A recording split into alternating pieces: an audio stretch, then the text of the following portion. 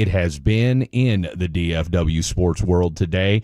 Your Dallas Mavericks have selected Cooper Flagg, the newest face, the face of the franchise, the newest member of your Dallas Mavericks with the number 1 pick overall. No surprises there. I get it. Everybody was on pins and needles waiting to find out what was going to happen. But no, your boy, Cooper Flagg, is officially a Dallas Maverick. Number 32 in your program, number 1 in your hearts. Welcome into the Fan After Dark. I am Fred Davis. That gentleman to my right is none other than the Phenom himself. Feeling nicey on a Wednesday night. He's got his blue Mav shirt on. It's the first time I've seen him wear a Maverick shirt since Luka was unceremoniously sent to Los Angeles. But I'll tell you what, I'm just going to put this out there for all you Mavs fans still griping and complaining about Nico and Luka. If Blake Elliott can embrace Cooper Flagg, you too can embrace the newest Dallas Maverick. The flag has been captured. We made all the memes all year about tanking teams capturing the flag, and who would have thought it'd be your Dallas Mavericks who end up with him. 1.8% chance. The jerseys have already started selling at American Airlines Center. So the line was thick. If this is the first time you're hearing about it, unless you live close, you might be out of line. But the American Airlines is selling number 32 Cooper Flagg jerseys. They started right when he got drafted about an hour ago. Cooper Flagg, the newest member of the Dallas Mavericks. I'm really excited for this new team right here. It's a new era. It absolutely is. Gives you a little bit of hope, even after Anthony Davis and Kyrie retire in 3, 4, 5 years or move on or wherever they go to. You've got a great core of young guys. Or I won't say great. You've got at least one or two. Well, you got one great centerpiece, and then we're going to find out over the next, maybe week, 2 weeks, how that gets added to. Hell, we might find out tonight as we have the 13th pick in the draft right now. The Atlanta Hawks are on the clock right now, and Adam Silver, a.k.a. Lex Luthor, is making those selections right now. It looks like Derek Queen, center from Maryland, just went 13th overall to the Atlanta Hawks, and so we'll keep you posted. And, of course, the big news coming into this, obviously outside of Mr. Cooper Flagg going to the Dallas Mavericks, was going to be where did Ace Bailey, where was he going to end up? Because we all knew Dylan Harper was going to go number 2 to the San Antonio Spurs. No surprise there. But VJ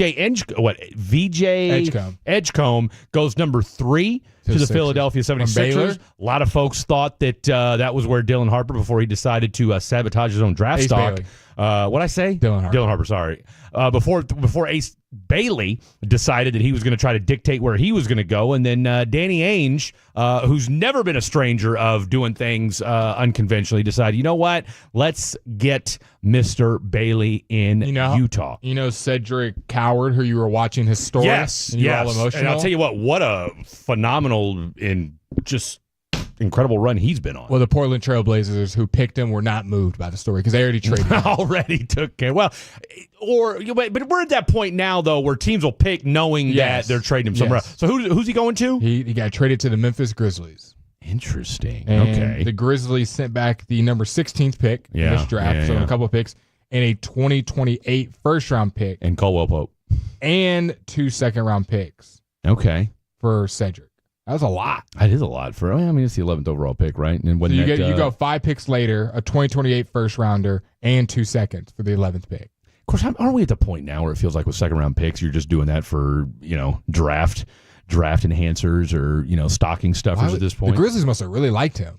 They gave up future first round asset, the second rounder later, 2 seconds later on there, and then picked 5 picks later.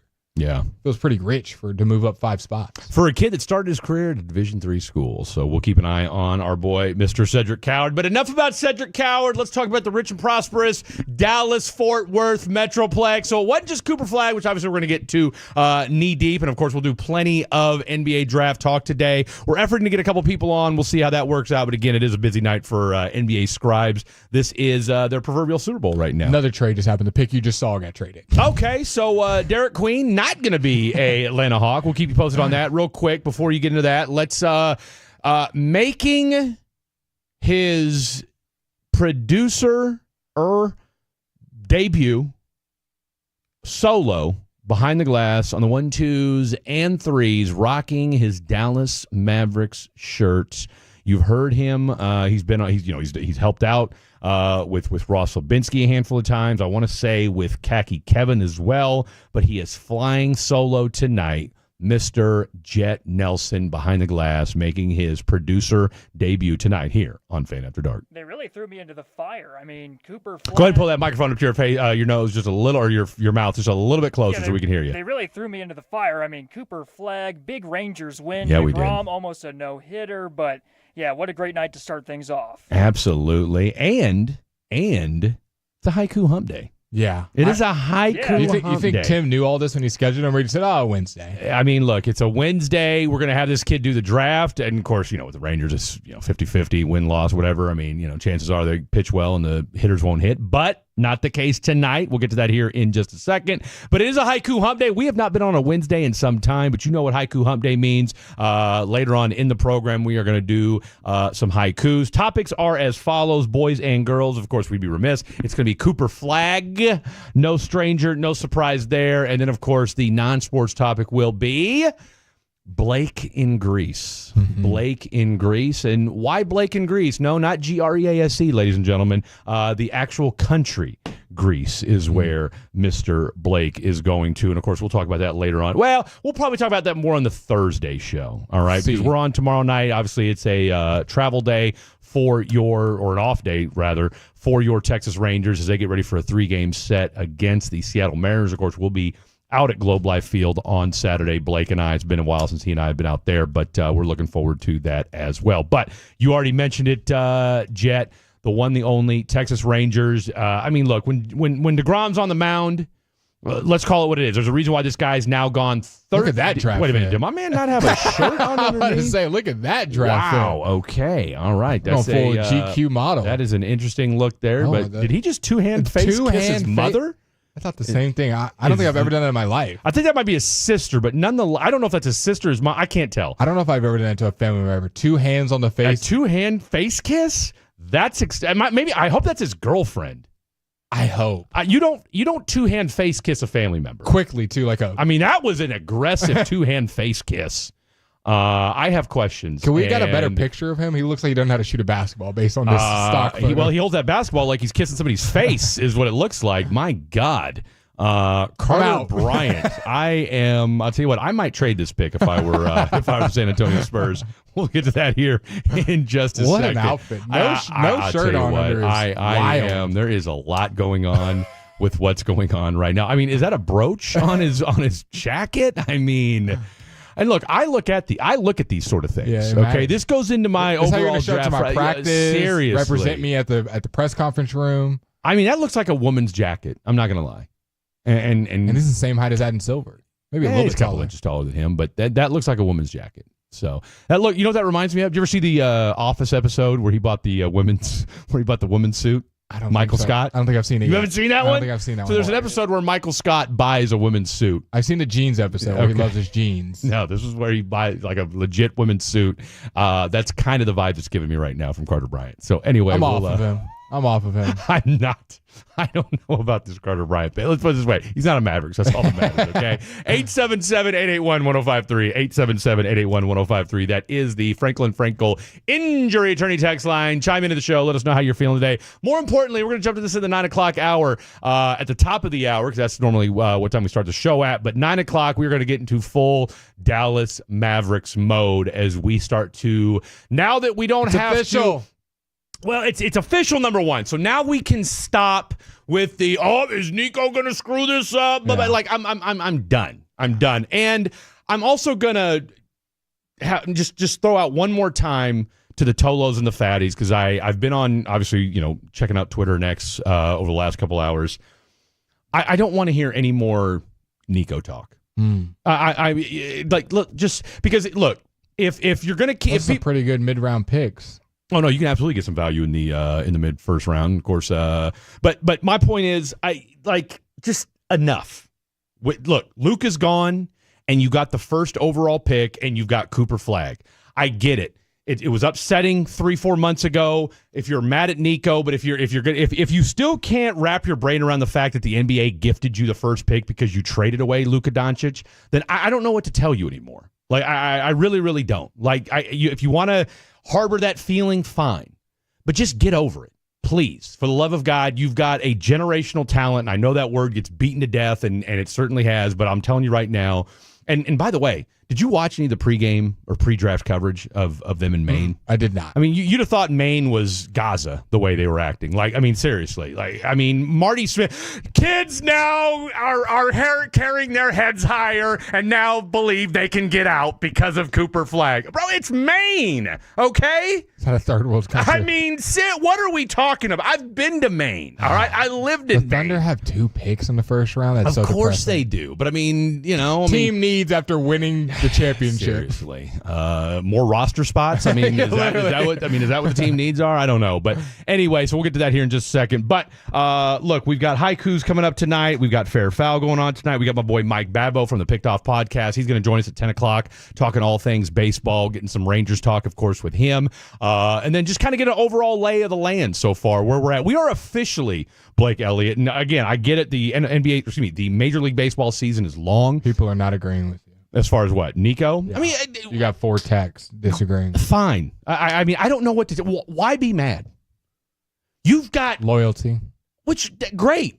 So, I mean, that's fine. But why still be mad about it? Look, if you didn't get Cooper Flagg, then yes, I could see still harboring some anger towards it. You literally were gifted the number 1, and it's not like you got the French kid from last year who's like, okay, we don't even know. You got Cooper freaking Flagg, who, by the way, outside of Victor Wembanyama, is one of the most surefire number 1 picks we've seen in the last 10 years. And people are still sitting here crying about Luka. Like, just get over it. I don't know if people see it as equal value, though. Look, I get that right now, okay? I get that right now. But what was that just now? I didn't do anything. I'm just listening. I thought. Did you drop a shoe or something like that? Did your shoe just drop? Yeah, well, I ain't dropping my shoe. Did it make a noise? It did. I was like, what are you talking about? I thought it was something else, actually. Thought I farted? No, I didn't fart. I went. I get it, but here's the thing. You've got Cooper Flagg for the next decade. But see, you're a Cooper Flagg fan, so I think it's easier for you to say. There's a lot of people that not necessarily aren't Cooper Flagg fans, but are just like, oh, it's cool. But they don't see him as equal to Luka. I'm trying to tell people it's going to be okay. Okay? Because look, here's the thing. Raise your hand right now if you thought Luka was going to be the player he was when y'all drafted him or traded for him 6-7 years ago. Yeah. I don't think most people even knew. No, exactly. So but we do know what Luka is, though. So I agree. Well, you with know you. now. Yeah. That's what I'm saying. And look, I get it, the idea. But here's the thing.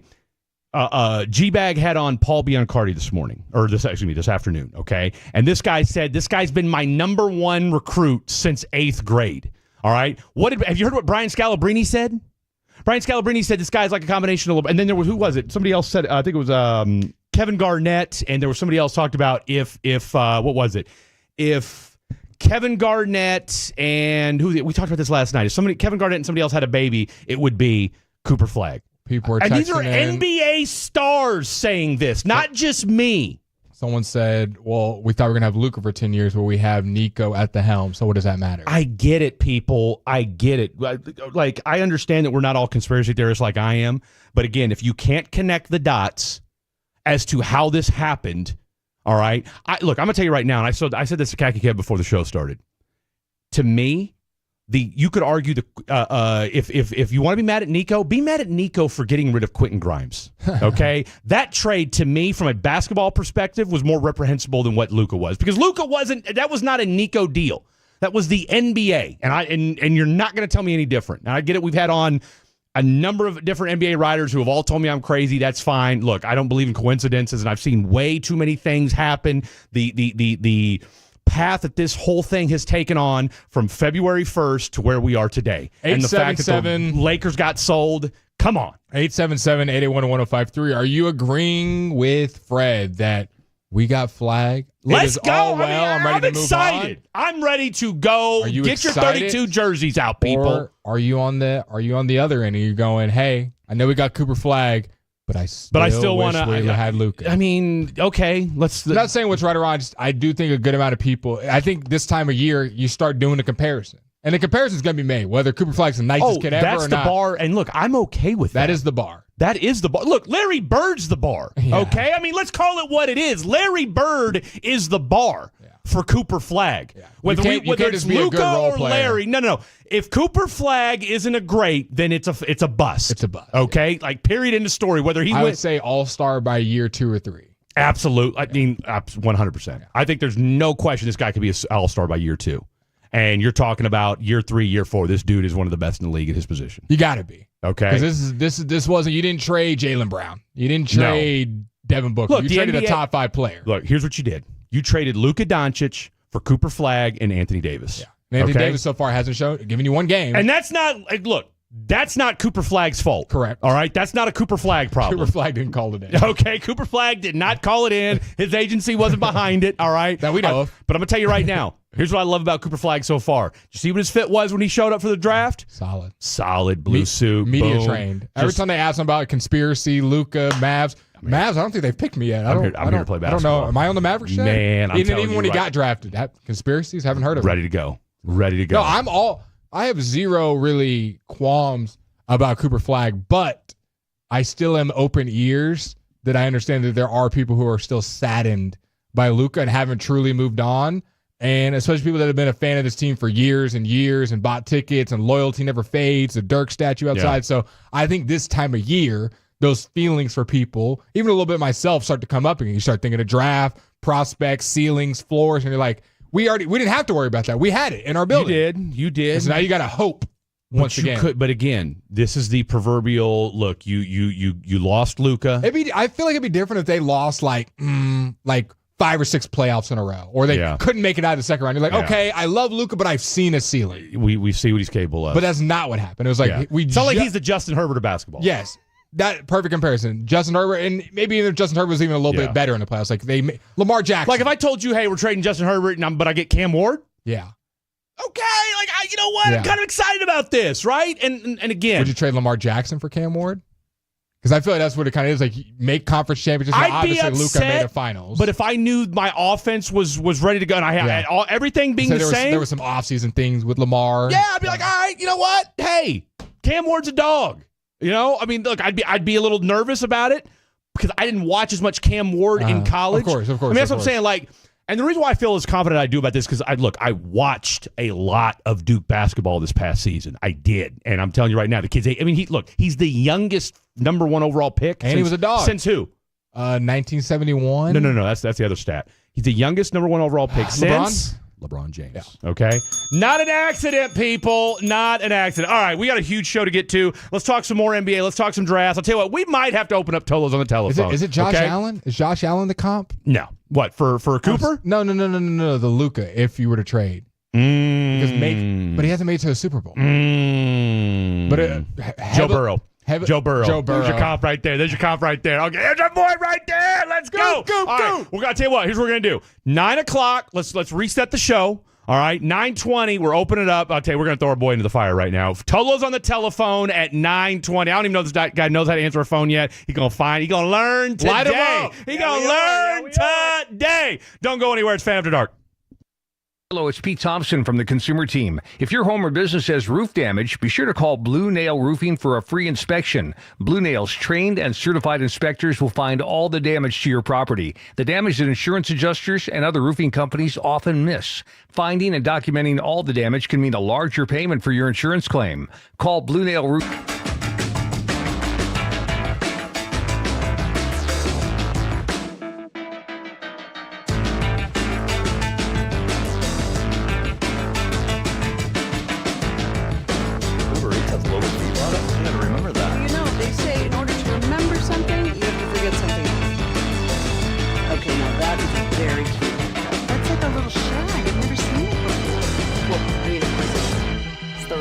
Oh, is that your name? No, I mean like your name. No, I'm Sharon. Your name's Sharon. Right, but I just mean like this is your haircut. That's hair on your head. I'm not saying this is your hair.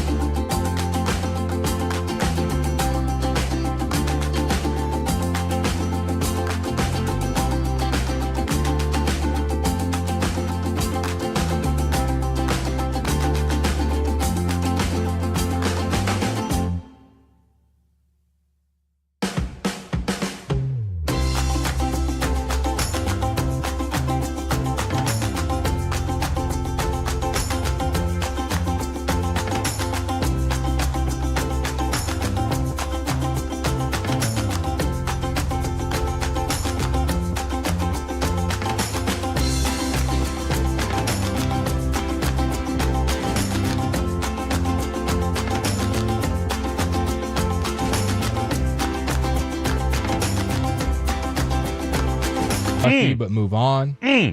Hey, as one of the numerous Texas Instrument guys who got laid off today, just want to soak in the good news of the Cooper Flagg draft. Sorry about you Texas Instrument folks. That's kind of a Debbie Downer right there. Sorry about that. So schools aren't using those anymore, I guess?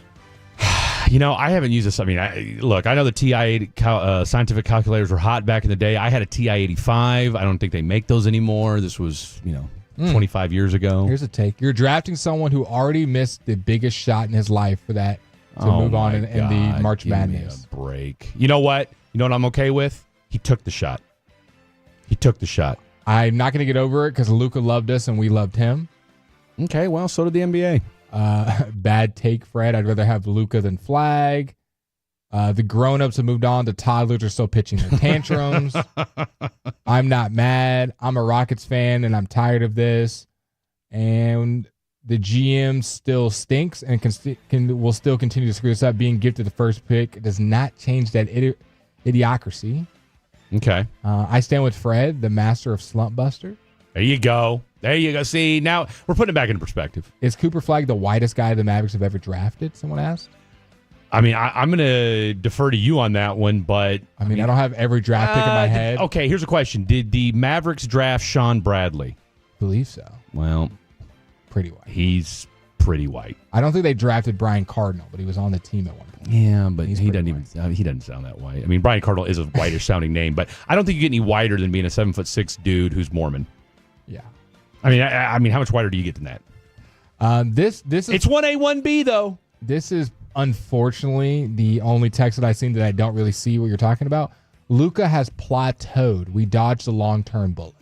Wow. Now that is a hot take. See, look, I still think Luka, I mean, I would not be surprised if we see Luka wins MVP next year. Mavericks-Lakers face. I mean, I'll tell you what, the NBA for as, dare I say, I don't want to say lackluster, because the NBA, look, let's put it this way.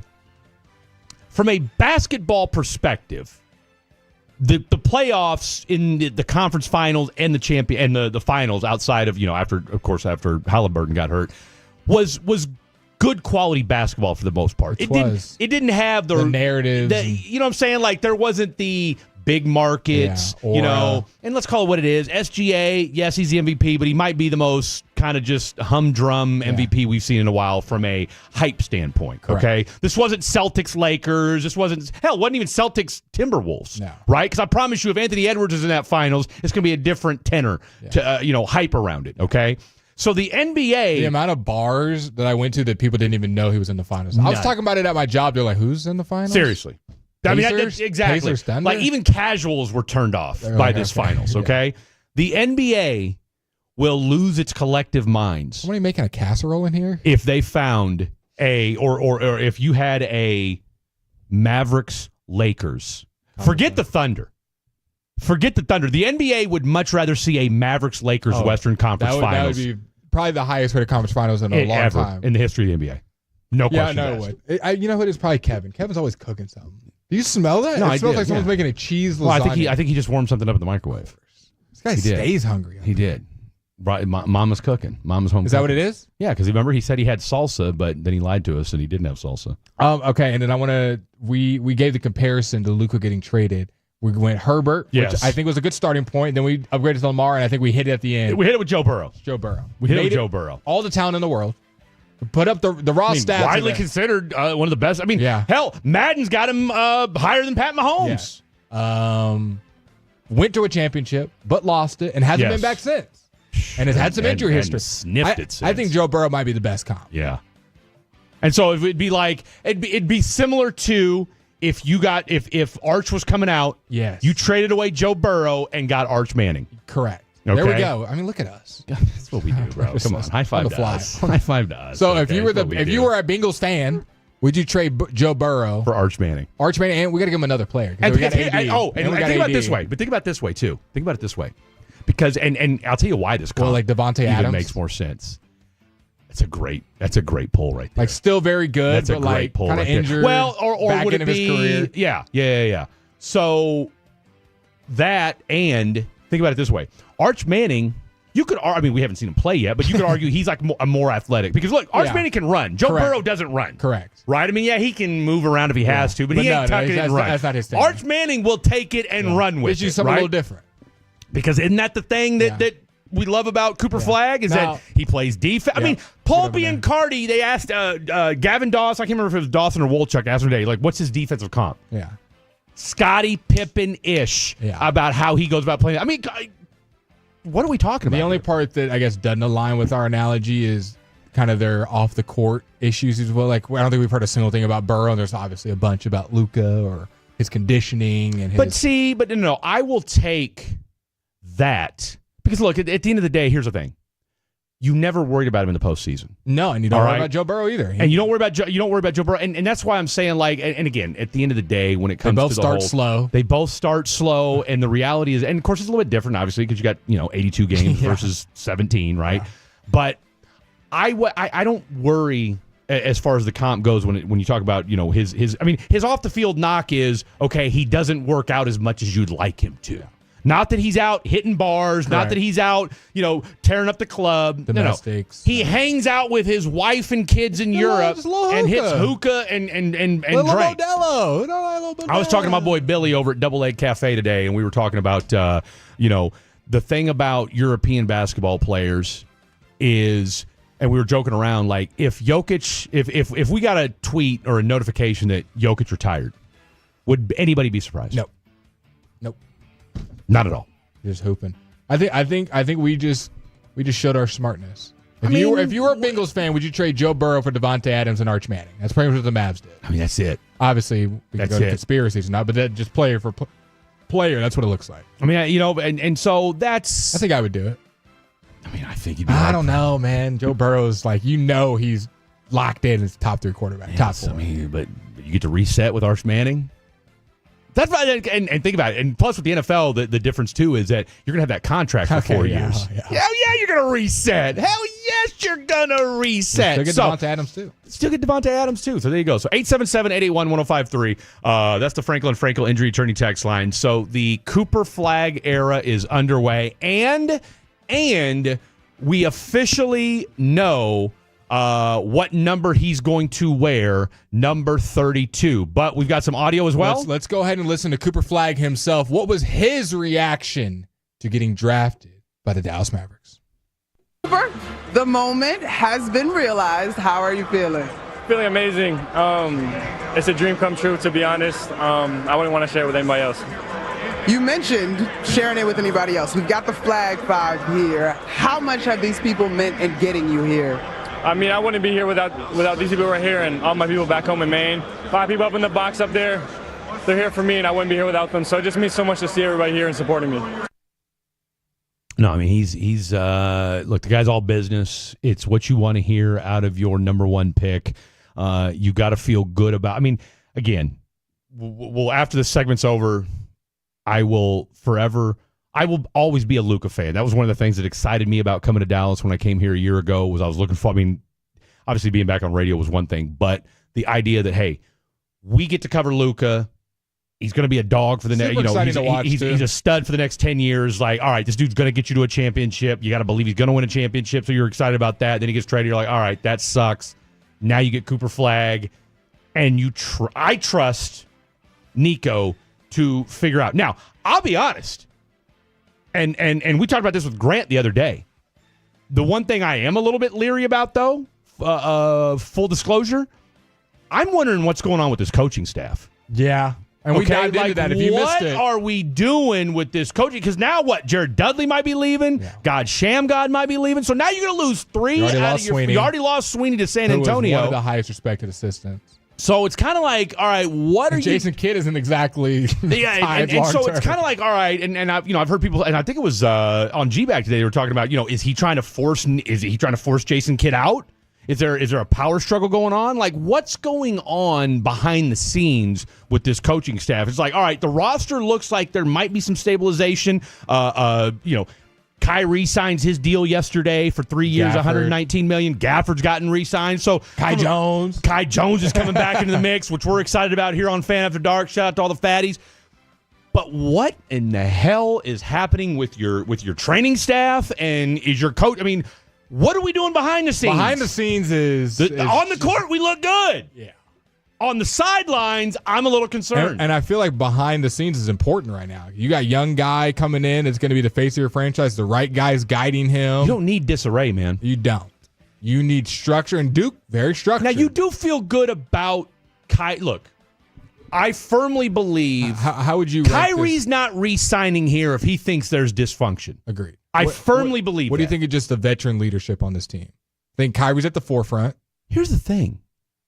As much as we look, two things can be equal at the same time, right? On one hand, yes, are we uber leery of Anthony Davis's availability? Absolutely.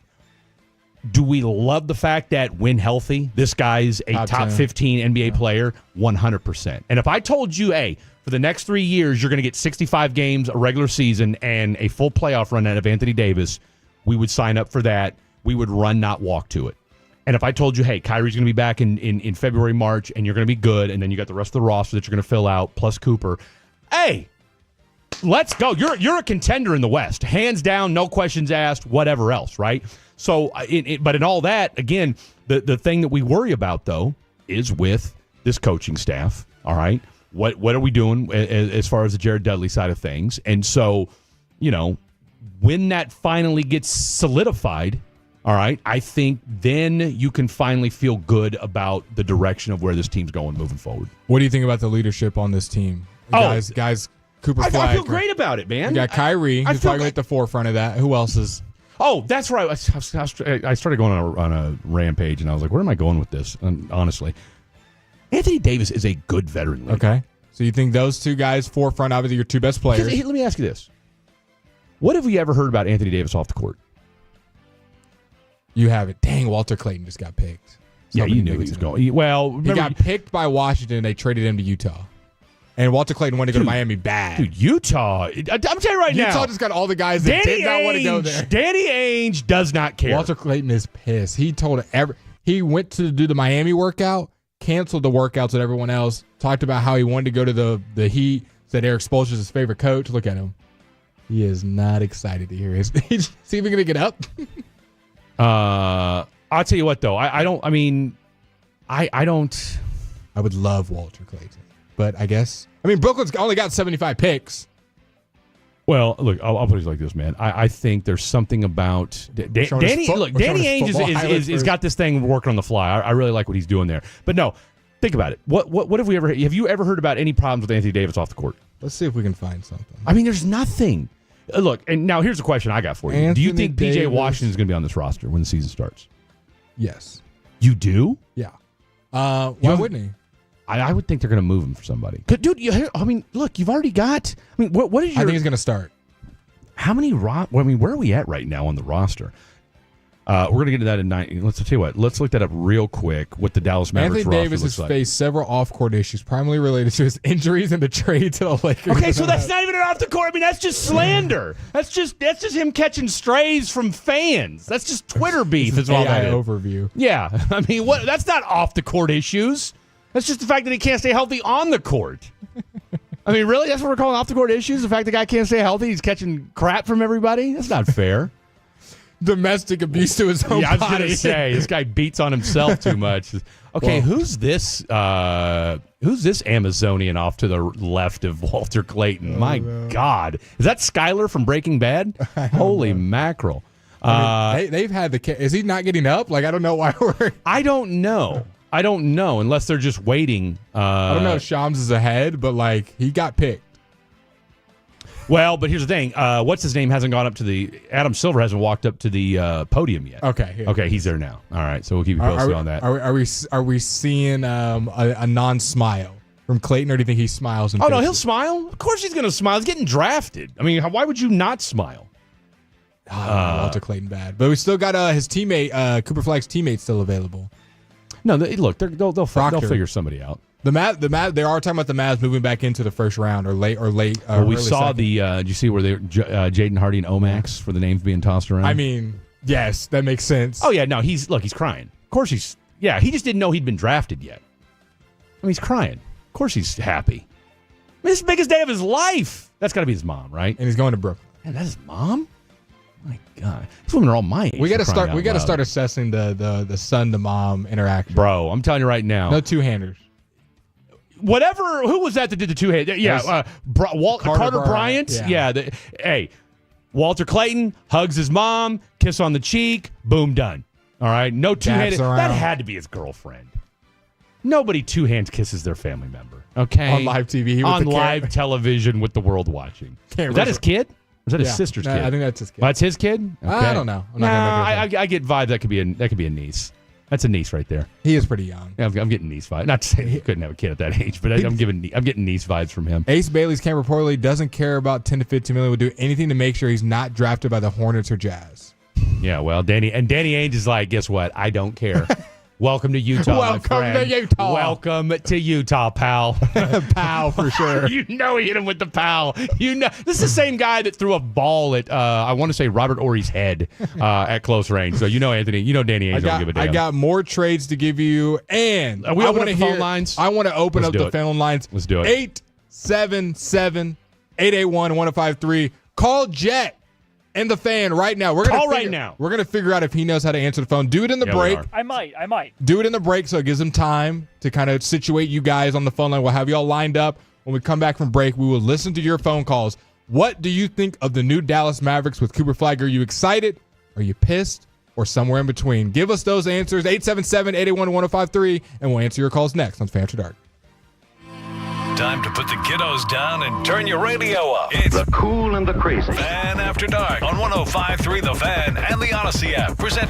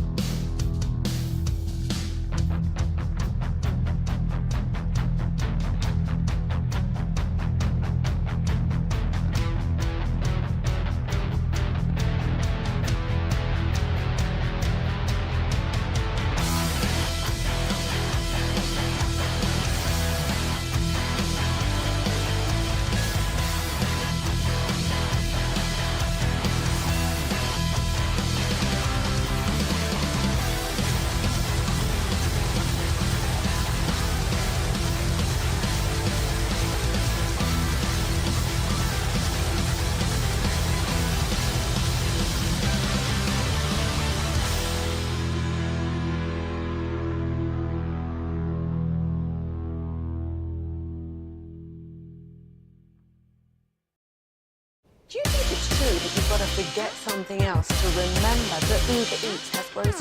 No, that's absurd. Hey, remember when you used to be what was it, Pepper Lady? Pepper Lady? Wasn't it Cinnamon Sisters? Basil Baby. Saffron Squad? Nutmeg Maidens? No. No. Nutmeg Maiden. I just said that. Was it Spice Girl? Doesn't sound right. Was it Saffron Squad?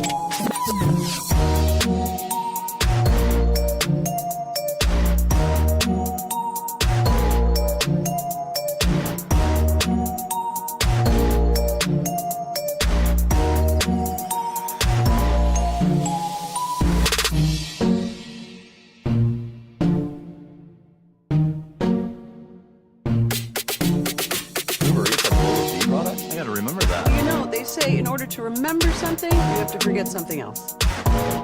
Okay, now that is a very cute haircut. That's like a little shag. I've never seen it before. Well, I mean, of course you got it. It's the Rachel. Oh, is that your name? No, I mean like your name. No, I'm Jen. My name's Jen. Right, but I just mean like this is your haircut. But that's the hair on your head. I'm not saying this is your hair. Okay.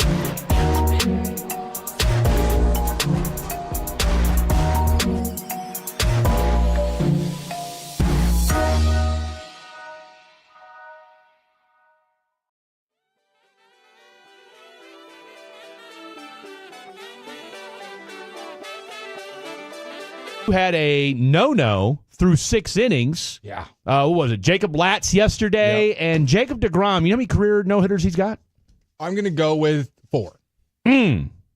Subtract 4 from that, and that is your answer. I was surprised by that as well. He did have a no-hitter going against the Kansas City Royals a few years back, but he had wrist soreness, and so he had to be taken out of the ball game. Man. But no, he's having. I mean, I want to say he's having one of his best years, right but now. I mean, he's absolutely having one of his best years. Killing it. No, he's absolutely having one of his best years. Was this 13 straight starts with 2 or less? 2 fewer runs allowed through 13 straight starts for somebody over 35 years old. He's having just a monster season so far for your Texas Rangers. This is why you paid the guy all this money a few years ago. Obviously, injury aside, this guy is now the. I mean, let's call it what it is. Not only is he your best pitcher, but he's absolutely the best, one of the best pitchers in all of baseball right now, and that's not hyperbole. And he would have had some teammates with him in Evaldi if he's still healthy. And Evaldi is, I believe, and we'll touch on this here in the 10 o'clock hour with our boy Mike Babau from the Picked Off Podcast, but I want to say Evaldi should be pitching this weekend. Okay, and then... Is that right? Yeah, Khaki Kev said that. Is he pitching Friday? I want to say he's pitching Saturday, but Saturday. It's not entirely confirmed quite yet. By the way, Saturday... Your final show before you fly off, our 1-year anniversary show here at Fan After Dark. Everything works out. Boy, I'll tell you what, it's quite serendipitous, Mr. Blake Elliott. So Blake and I, where we really had kind of a kumbaya moment, where he stopped being a jerk to me about 9 months ago. Do y'all know if it's still open? I don't. We'll all look at that and is what's still open? The jerseys, like at American Airlines. Ooh, good question. Good question. I'm text my boy Noah. There you go. He's going to find out for you. You can buy them online right now. There you go. Our boss just texted us. Look what he just texted us. Hold on. What do you saw say? Gavin Spittle text. I got a little worried, but what do you funny. say? What do you say? Okay. Off the top turnbuckle, Mr. Gavin Spittle, Cherokee Parks with the 12th overall pick in 1995. So shout out to our boy Gavin Spittle, friend of the program. Who said that's the whitest draft pick? The whitest draft pick. I thought it was Sean Bradley. I'm not even going to act like I know who Cherokee Parks is. Also a Duke Blue Devil, Cherokee Parks. Oh, so. Speaking of, oh my gosh. We'll open up phone lines in 2 seconds, but I got to read Hold on, Evan and Bo. Hold on. This really dumb text somebody sent. Uh-oh. And I hate the plateaued, by the way, and I appreciate it, but the Lucas plateaued comment, I mean, come on, guys. Let's chill. Somebody said, I wish I could find the exact. I remember kind of what it said. Pretty much saying that Cooper Flagg's not going to be good, which is fine. You can That's have your fine. Opinion. Well, was that Mom and Kim texting in? They said, when is a Duke player ever turned out good? Okay. Like, you've literally got a guy on the roster. I mean, what are we talking about here? You've got 2 Duke guys on the roster, and one is going to be a Hall of Famer if he retired tomorrow. Paul Biancardi pointed this out, too. You've now got 3 former number 1 picks on this roster. Yeah. AD, Kyrie, and now Cooper Flagg. I mean, dogs, bro. Dogs. All right, let's go out to the D&M Leasing Hotline. 877-881-1053. 877. Give me a slight bed there, Mr. Jet. Give me a slight music bed. Let's kick this thing off. 877-881-1053. Where are you at on Cooper Flagg, and will you be getting a number 32 jersey? Let's go out to Evan in the Colony. What's up, Evan? Hey, what's up, gents? I appreciate the energy you guys are bringing every night. Appreciate you. Hey, so I'll start with the Flagg jersey. I don't think we can get a Flagg jersey while Nico's still around because we wake up tomorrow and he'd be traded to some other team. So I'm going to hold off on that one. Okay, Evan, I see what you did there. Got to wait till we play some games. That's it. Give him a few games. Go ahead. Here's the thing, though, and I appreciate also your optimism on the Mavs. Absolutely. I do think it's a little bit of hopium.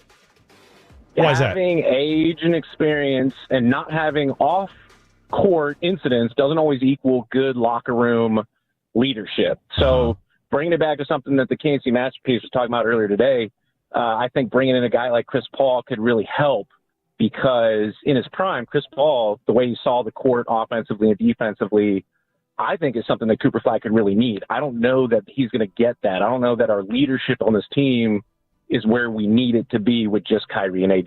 That's what I think. Look, I don't hate that take, Evan from the Colony. Let's go out to Bo in Fort Worth, and we'll address a couple of things he just said. But let's go out to Bo in Fort Worth. What's up, Bo? Nothing much. Appreciate you taking the call. 100%, bro.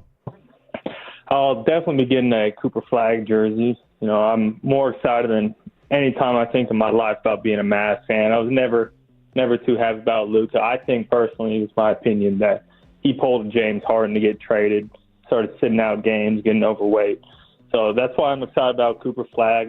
He seems like a young guy that's going to come in and bring a lot of energy. He's not going to, get mad all the time like Luka would and start taking it out on referees and stuff. He respects the game. He's going to play it the right way.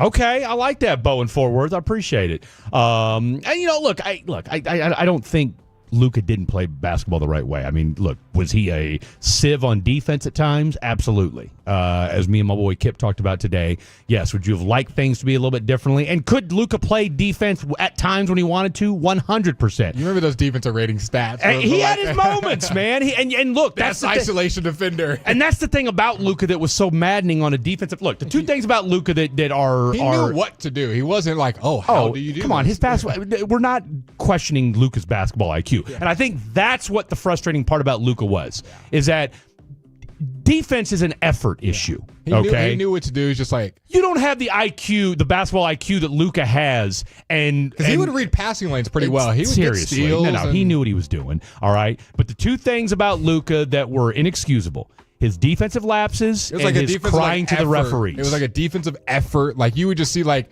a big thing that people would say, and this was Mavs reporters I'd be sitting next to talking, or just casual fans, and it even made me a little mad.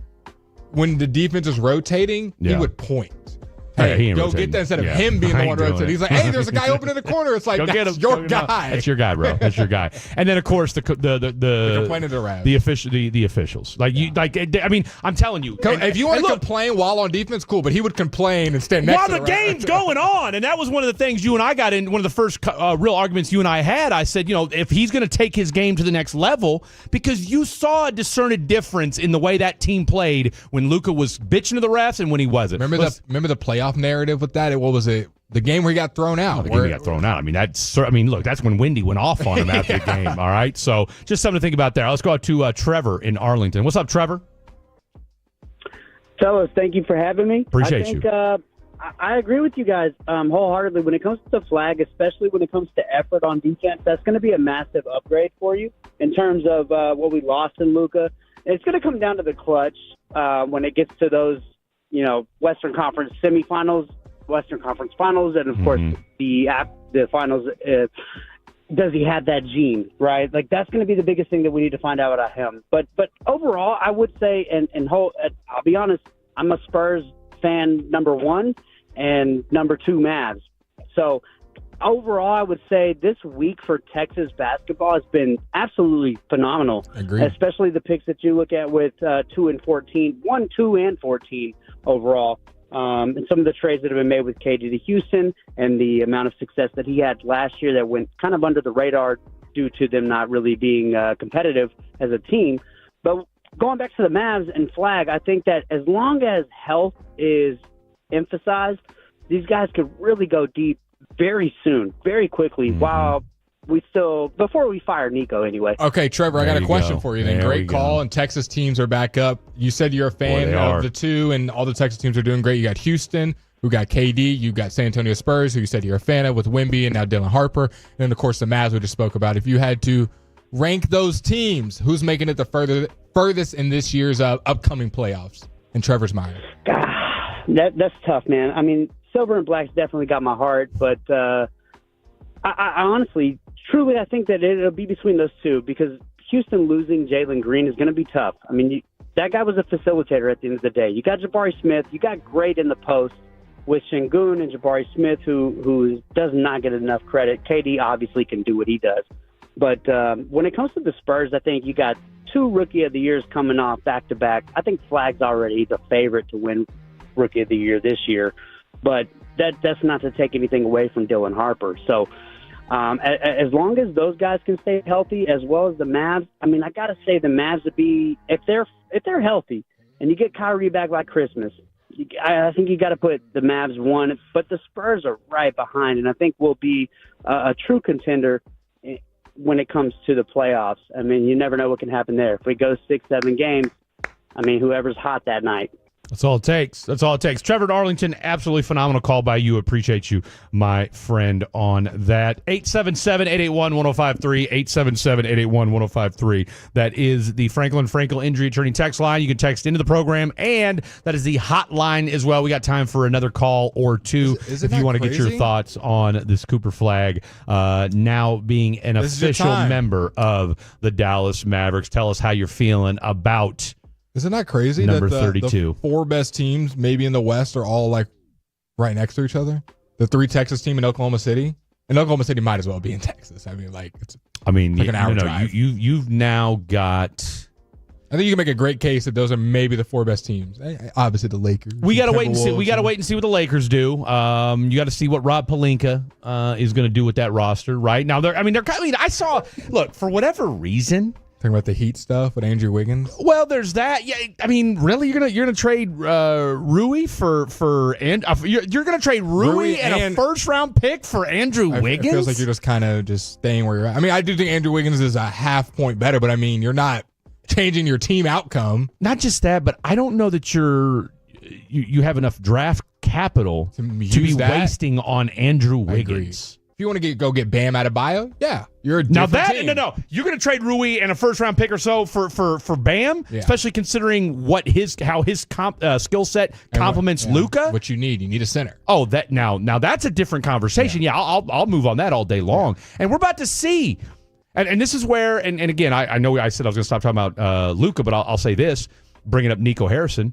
Tell you what, trade aside, and whether the NBA is involved, yada, this, that, or the other, who's a better GM? Rob Pelinka or Nico Harrison?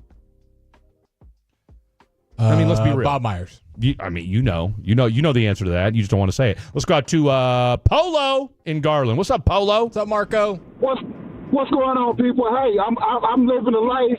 I love my 972-214-469. My thing about Cooper Flagg, welcome to Dallas, man. Don't drink nothing you ain't old enough to drink yet. I want you to get some Hurtado's barbecue. But I wanna know this, guys, honestly. Back in the early 2000s, everybody was hyping up Keith Van Horn. Everybody was hyping up Adam Morrison. They're going to be the next big thing. I'm hoping that doesn't happen with Cooper Flagg because a lot of NBA dudes, like y'all said earlier, I was listening to y'all, are hyping over like Kevin Garnett. Even Allen Iverson gave the dude some love. But I'm hoping he's not the next Keith Van Horn, and I'm hoping he's not Adam Morrison. Let's go, Mavs! Bye! That's I tell you what, Polo how do we mark that in call? Garland, we need to mark that call right there because that. What a phenomenal take by him. Now, Keith Van Horn didn't have. I know he was hyped coming out of college, coming out of Utah. Adam Morrison, I was a little bit disappointed in how his career turned out because I thought, at least from a shooting standpoint, he would still be able to put up points. I mean, hell, I thought at the very least he would have at least a Gordon Hayward type career. But no, and I'll tell you what. Keith Van Horn did stick around and did have a nice little run with the New Jersey Nets back in the day. And, of course, you can talk to our boy Jason Kidd about that. I'm going to go back to something real quick before we go to the next segment, before we take a break real quick. Something about, I think it was our boy Evan talking about the depth and the leadership and what have you. I'll tell you what, I'm going to give you a tease here. One name that we forgot to mention. We talked about Kyrie, AD, and is that enough veteran leadership to help with Cooper Flagg? I'm going to give you one name that we're forgetting when it comes to the development of Cooper Flagg, and we'll tell you that is next. Don't go anywhere. Coming up Thursday morning on Sean and RJ, all the takeaways. Will be a huge night for the Mavericks in the NBA draft. The Neighborhood Watch in the Commercial-Free Expressway at 7:40.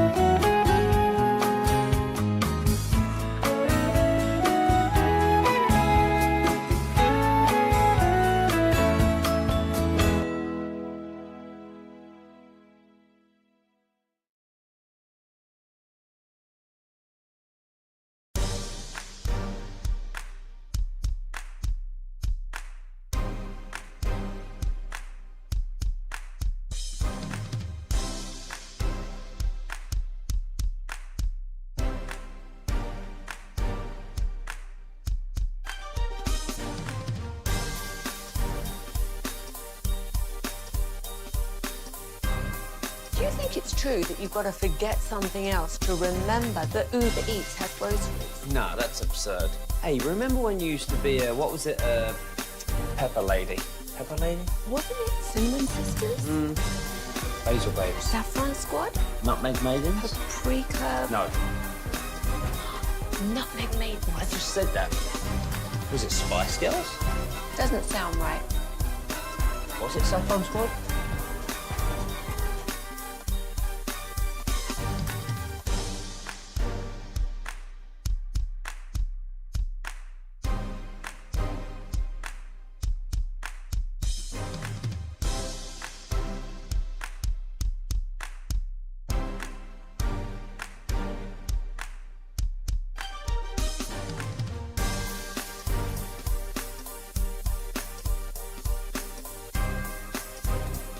Shellshack.com. Let's get cracking. There for you with the draft, Cowboys rookie camp, mini camp, OTAs, and coming soon, training camp coverage like no other in Oxnard beginning Monday, July 21st. Turn it on and leave it on. Your official home of the Cowboys, 105.3 The Fan.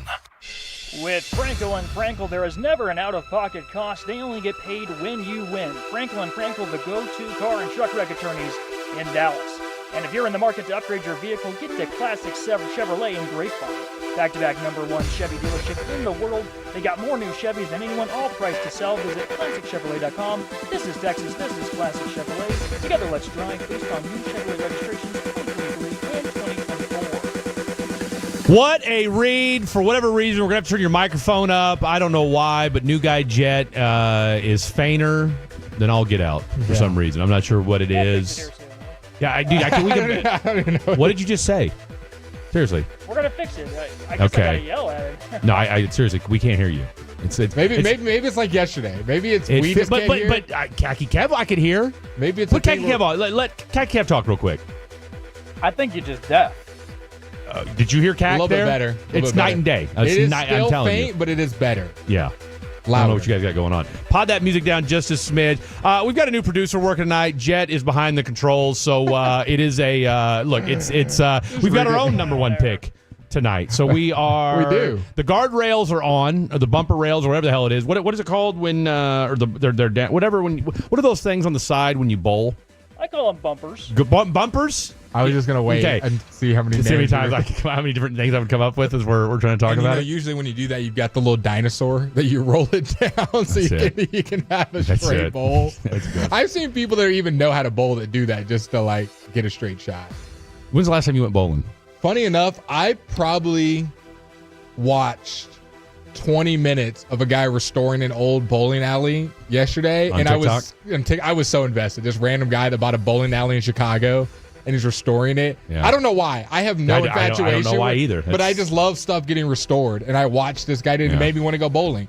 Bowling's just one of those weird commitments where I have to get 10 frames. It's a lot. That's a lot to buy into. It's a lot to buy into. Is it though? Well, here's the thing. A lot to buy into. You got to have people. I mean, I guess you could go bowling by yourself, but it's a lot more fun with friends. And usually a couple of friends. Usually it's not just like you and another person. It's usually like you and 4 or 5 people. It's a great date as well. What? Are you going to tell me a bowling date is not? Are we saying first date or date? I'll take a first Which date one do you think to is a better bowling. Suited? To girlfriend or first date? Or girlfriend? Who cares? You can take her anywhere. I guess you're right. I mean, we're going to Mickey D's. Hush up and get a McFlurry. But when you're in that new phase, hey, getting to know you. So you're a fan of activities on first dates? Oh, 100%. I mean, see what kind of activity we're talking about. But yes, a bowling activity is fun to start. I'm thinking nails for the lady into the bowling hole. I mean, if her nails are that long, I mean, what are we doing? What are we dating? What I was going at with Bucks Wild or what? Not there's anything wrong with that. The shoes, man. What about them? It's just a lot of commitment. I gotta put on a different pair of shoes. I gotta be there for an hour and a half.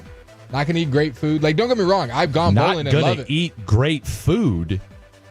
I mean, what are we talking about? Bowling alley food is some of the pound-for-pound greasiest, most delectable food you can get your hands on. And back in the day when your boy was getting his drink on, I don't know if I've been to a solid brew from a bowling alley. I don't know if I've been to a solid bowling alley. Like, I've just been to probably the ones that everyone's been to. Dude, get your mind right, bro. We got to go bowling apparently because obviously you haven't had a good bowling experience. I'm kind of average. Like, I'm not bad. I know how to bowl, but I'm not anything that's like, oh, I'm going to dominate and get first place every time. Man, I'm just kind of average. That's what makes bowling so much fun. That's the last part. That fun word. I don't know how fun it is. I get bored quickly at bowling. I think that's what it is. I don't, because you're not doing it right. 6 or 7 frames. No, don't get me wrong. If I'm with like my bestest of best friends and maybe there's a little bit of, maybe I'm a little. Yeah, exactly. Yeah. Of course. I'm not saying you got to, go to church before you go bowling. Yeah. I mean, I'm just saying like it is. And again, maybe this is where the age difference kicks in. Look, I took a bowling class in high school. Of course you did. No, bowling alleys definitely were more popular in your time than mine. Like, I'm not saying people don't go bowling my time, but it's definitely a little bit more outdated. I've got you two young jamokes back there. Do you guys bowl? I was going to say, Blake strikes me as the kind of guy unless he's winning, the game's boring. It is. No, I'm usually not winning. Man, bowling's pretty fun when I'm winning, but... Do you bowl? Do I bowl? No. Yes, I like to go bowl. Their mic is very different. Yeah, it is. Your mic. That whole microphone's screwed up in there. Like, now you're sounding different volume. It's a you different sound like tone. you're talking to a can right now. I don't know what's going on. New guy Jet. What's your story? Have you bowled before? Oh yeah, that was definitely the first date with my now wife. It was the first date? Yeah, you gotta go bowling. Come on. See, there you go. I mean, I wish we could hear him and we could hear more about it because it sounds like a lot of fun. I'm telling you. I'll tell you what's going on here. We might have to get DJ the engineer out here because this is what a dumpster fire we got going on right here. But you know what? As long as you can hear the two of us, that's all that matters. All right. Sure can. All right. So sure can. Damn right. See, I like it. I'll tell you what, Jet. We've had kind of a rough start to the show, but you know what? I got nothing but the utmost faith. Bowling league champion, 236 average Jamoke. Yo, that's legit. I dabbled in a little bowling league one time. Didn't end very well for me though. So Burrito pies is the best thing at a bowling alley. I'm telling you right now, and don't sleep on the bowling alley love tryst. Okay? Someone said Blake's last show. Where is Blake going? No, it's not Blake's last show. He's got 2 shows before he goes on vacation. Let's make that Someone clear. said, per usual, Blake talking out of his ass. We love about it. That's what we love about it. Let me pay off that tease real quick. This is not going to be one of those Eric Mangini type teases. We'll get to that later on in the program. Well, probably after when Blake gets back. So just putting that. Yeah, we can't. We will definitely not pay off that tease while Blake's in Greece. Please don't. I cannot pay off that tease while Blake's gone. I don't want to be in No. Athens That would not be fair. That would not be fair to you if I paid off that tease. No, the one name that. And again, it was our boy Evan who asked, is there enough veteran leadership on this basketball team? And he wasn't sure that there was. And I said, there's one name that we're forgetting. Jason Kidd. Look, Jason Kidd, and when you look at the development and the improvement, I don't think it's a coincidence that Kyrie Irving helped resuscitate his career in Dallas. Jason Kidd and him have such a great rapport. And they've mentioned it both ways. They are besties. They got the same birthday. They have the same kind of psychological thinking about life. You can just kind of hear in their tone and demeanor. Yes. They very much think about They're point guards. Life and basketball the same. Yes. I don't want to say elevated in a bad way, but elevated way of thinking of like you are looking in the moment. I'm looking at the big picture. They both kind of talk like that. That's it. You know they had the same birthday? Yeah. I was today years old when I found that out. Now, don't quote me on the birthday. I don't memorize it off the top of my head, but they do have the same birthday. I did see a stat today that Virgos, Geminis, and Pisces have the most serial killers. Dude, speaking of, as well. There was a Twitter account. Fair foul. There was a Twitter account that was talking about signs and how they match up on the teams. Like Anthony Davis is this sign versus Kyrie, so they're going to work well in the court. I want to say Anthony Davis is a Pisces, by the way. It had a pretty good conversion rate. Like the guys, the duos or triplets that work out are sign compatible, and some of them that didn't, they weren't sign. I'm not a big astrology guy, but it was just kind of cool. This Twitter I wasn't until I moved to the South. I mean, astrology stuff is fake. Women down here love my favorite Seriously. is when a girl asks. Look at this tarot card. My favorite is when a girl asks, what sign are you? And I say, seriously. I just say guess. Yeah. Oh my God. Gemini, and I go, how did you know? After we've been talking for a while, and they're like, because you act like this, and I'm like, well, I was lying. I'm not a Gemini, so you look stupid. Congrats. Just try that next time you're out. It's a great pull by you. I'm here for real? You got it right. Actually, you didn't. No, I think the Jason Kidd factor is huge, and not just from the coaching standpoint, but again, I just think this is a guy that was a high draft pick. A lot was expected of him when he was drafted, and so he is uniquely qualified to help both from a coaching standpoint and from a player standpoint and just from a development and mentoring type standpoint for a Cooper Flagg. I will say this about LeBron. He pointed this out on his podcast with Steve Nash. Uh-oh. When it comes to the situation that he's been drafted into, he said he couldn't ask for a better situation. And he made a great point. I mean, look, most guys get stuck with situations like the Washington Wizards, like, dare I say the Atlanta Hawks or the Charlotte Hornets. I mean, you're going into a ready-made contender where it's like, all right, guess what? You can kind of, I'm not going to say you can take a back seat your first couple years, but guess what?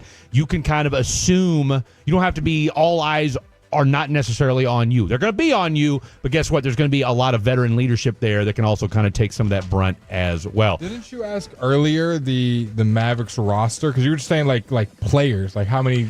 Because we were talking about. As far as there's going to have to be some moves made. Because that's what it was. I was asking you, do you think PJ will be on this roster when the season starts? You did ask that. Because my thing was will there be enough? Are there even enough spots as it stands right now? And you're still down a point guard. I'm not gonna go through the whole depth chart of who's gonna start and all that. I'm just gonna read just the name. Has the Kai Jones thing been official yet? Or we haven't seen the Mavericks Our boy Ari Report is the only one that said that. I reached out to him, and now granted, it is a busy night for him. So okay, so you've got Kyrie, Flagg, PJ, AD, and Lively, which is my presumable starting five. And I think the Lively, and I'm gonna differ with you slightly. Gafford? I'm going with Gafford as a starter. Yes, Gafford, cool.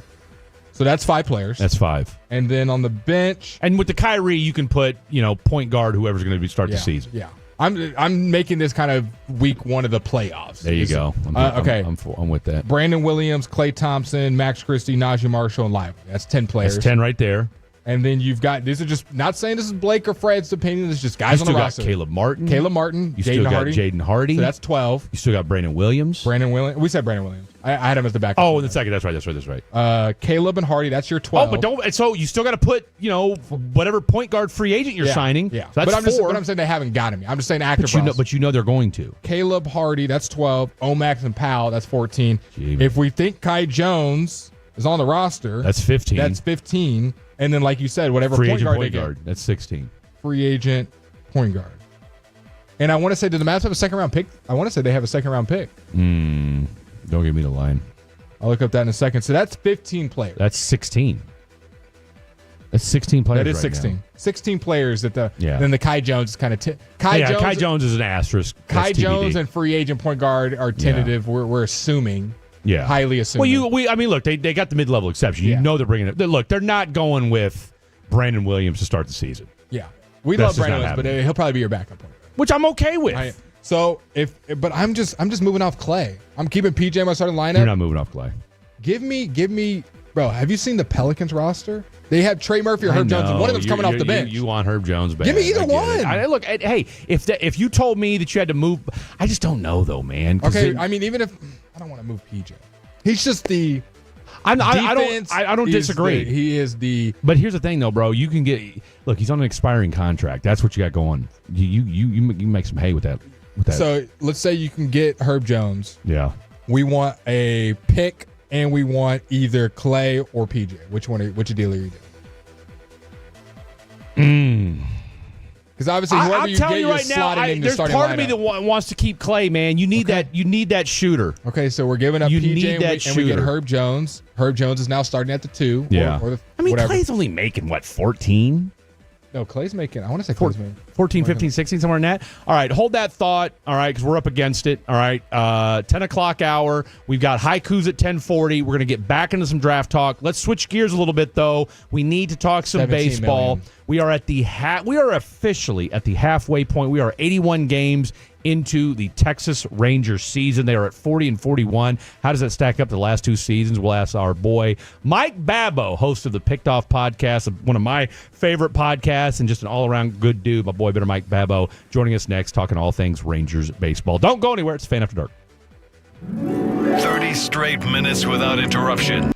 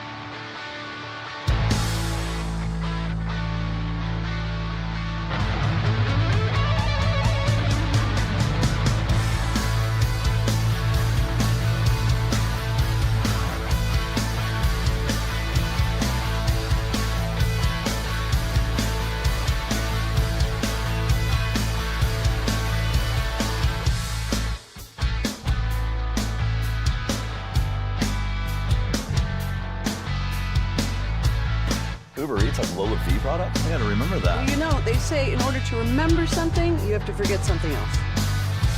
Okay, now that is a very cute haircut. That's like a little shag. I've never seen it before. Well, of course you have. It's the Rachel. Oh, is that your name? No, like your name. No, I'm Jen. My name's Jen. Right, but I just mean this is your haircut. But that's hair on your head. I'm not saying this is your hair. Okay.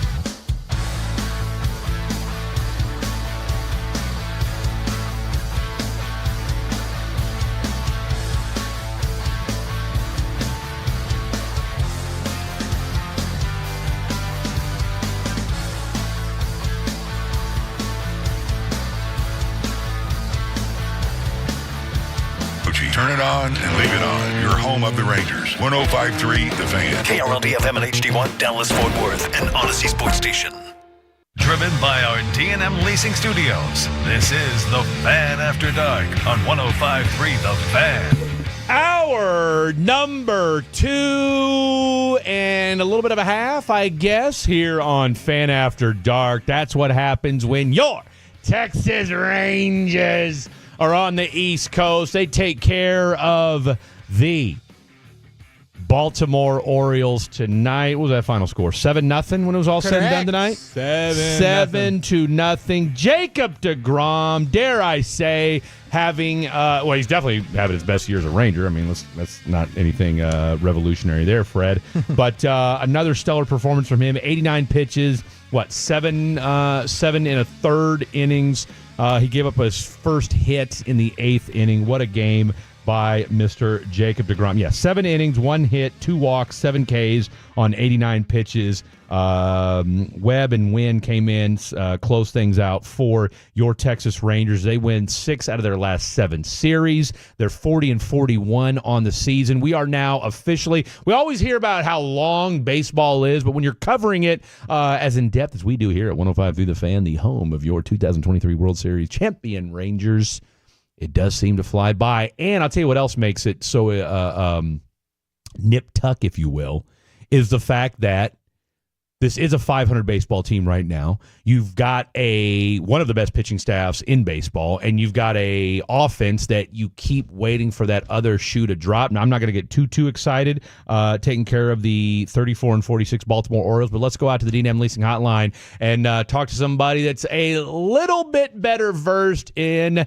talking all things national pastime, host of the Picked Off podcast, and just an all-around grade A human being, the one, the only, Bitter Mike Babau. Bitter Mike, you are in the DF Dub for for all you baseball nerds out there, and I say that affectionately. You're in town for a baseball nerd conference. Is that correct? Bitter Mike?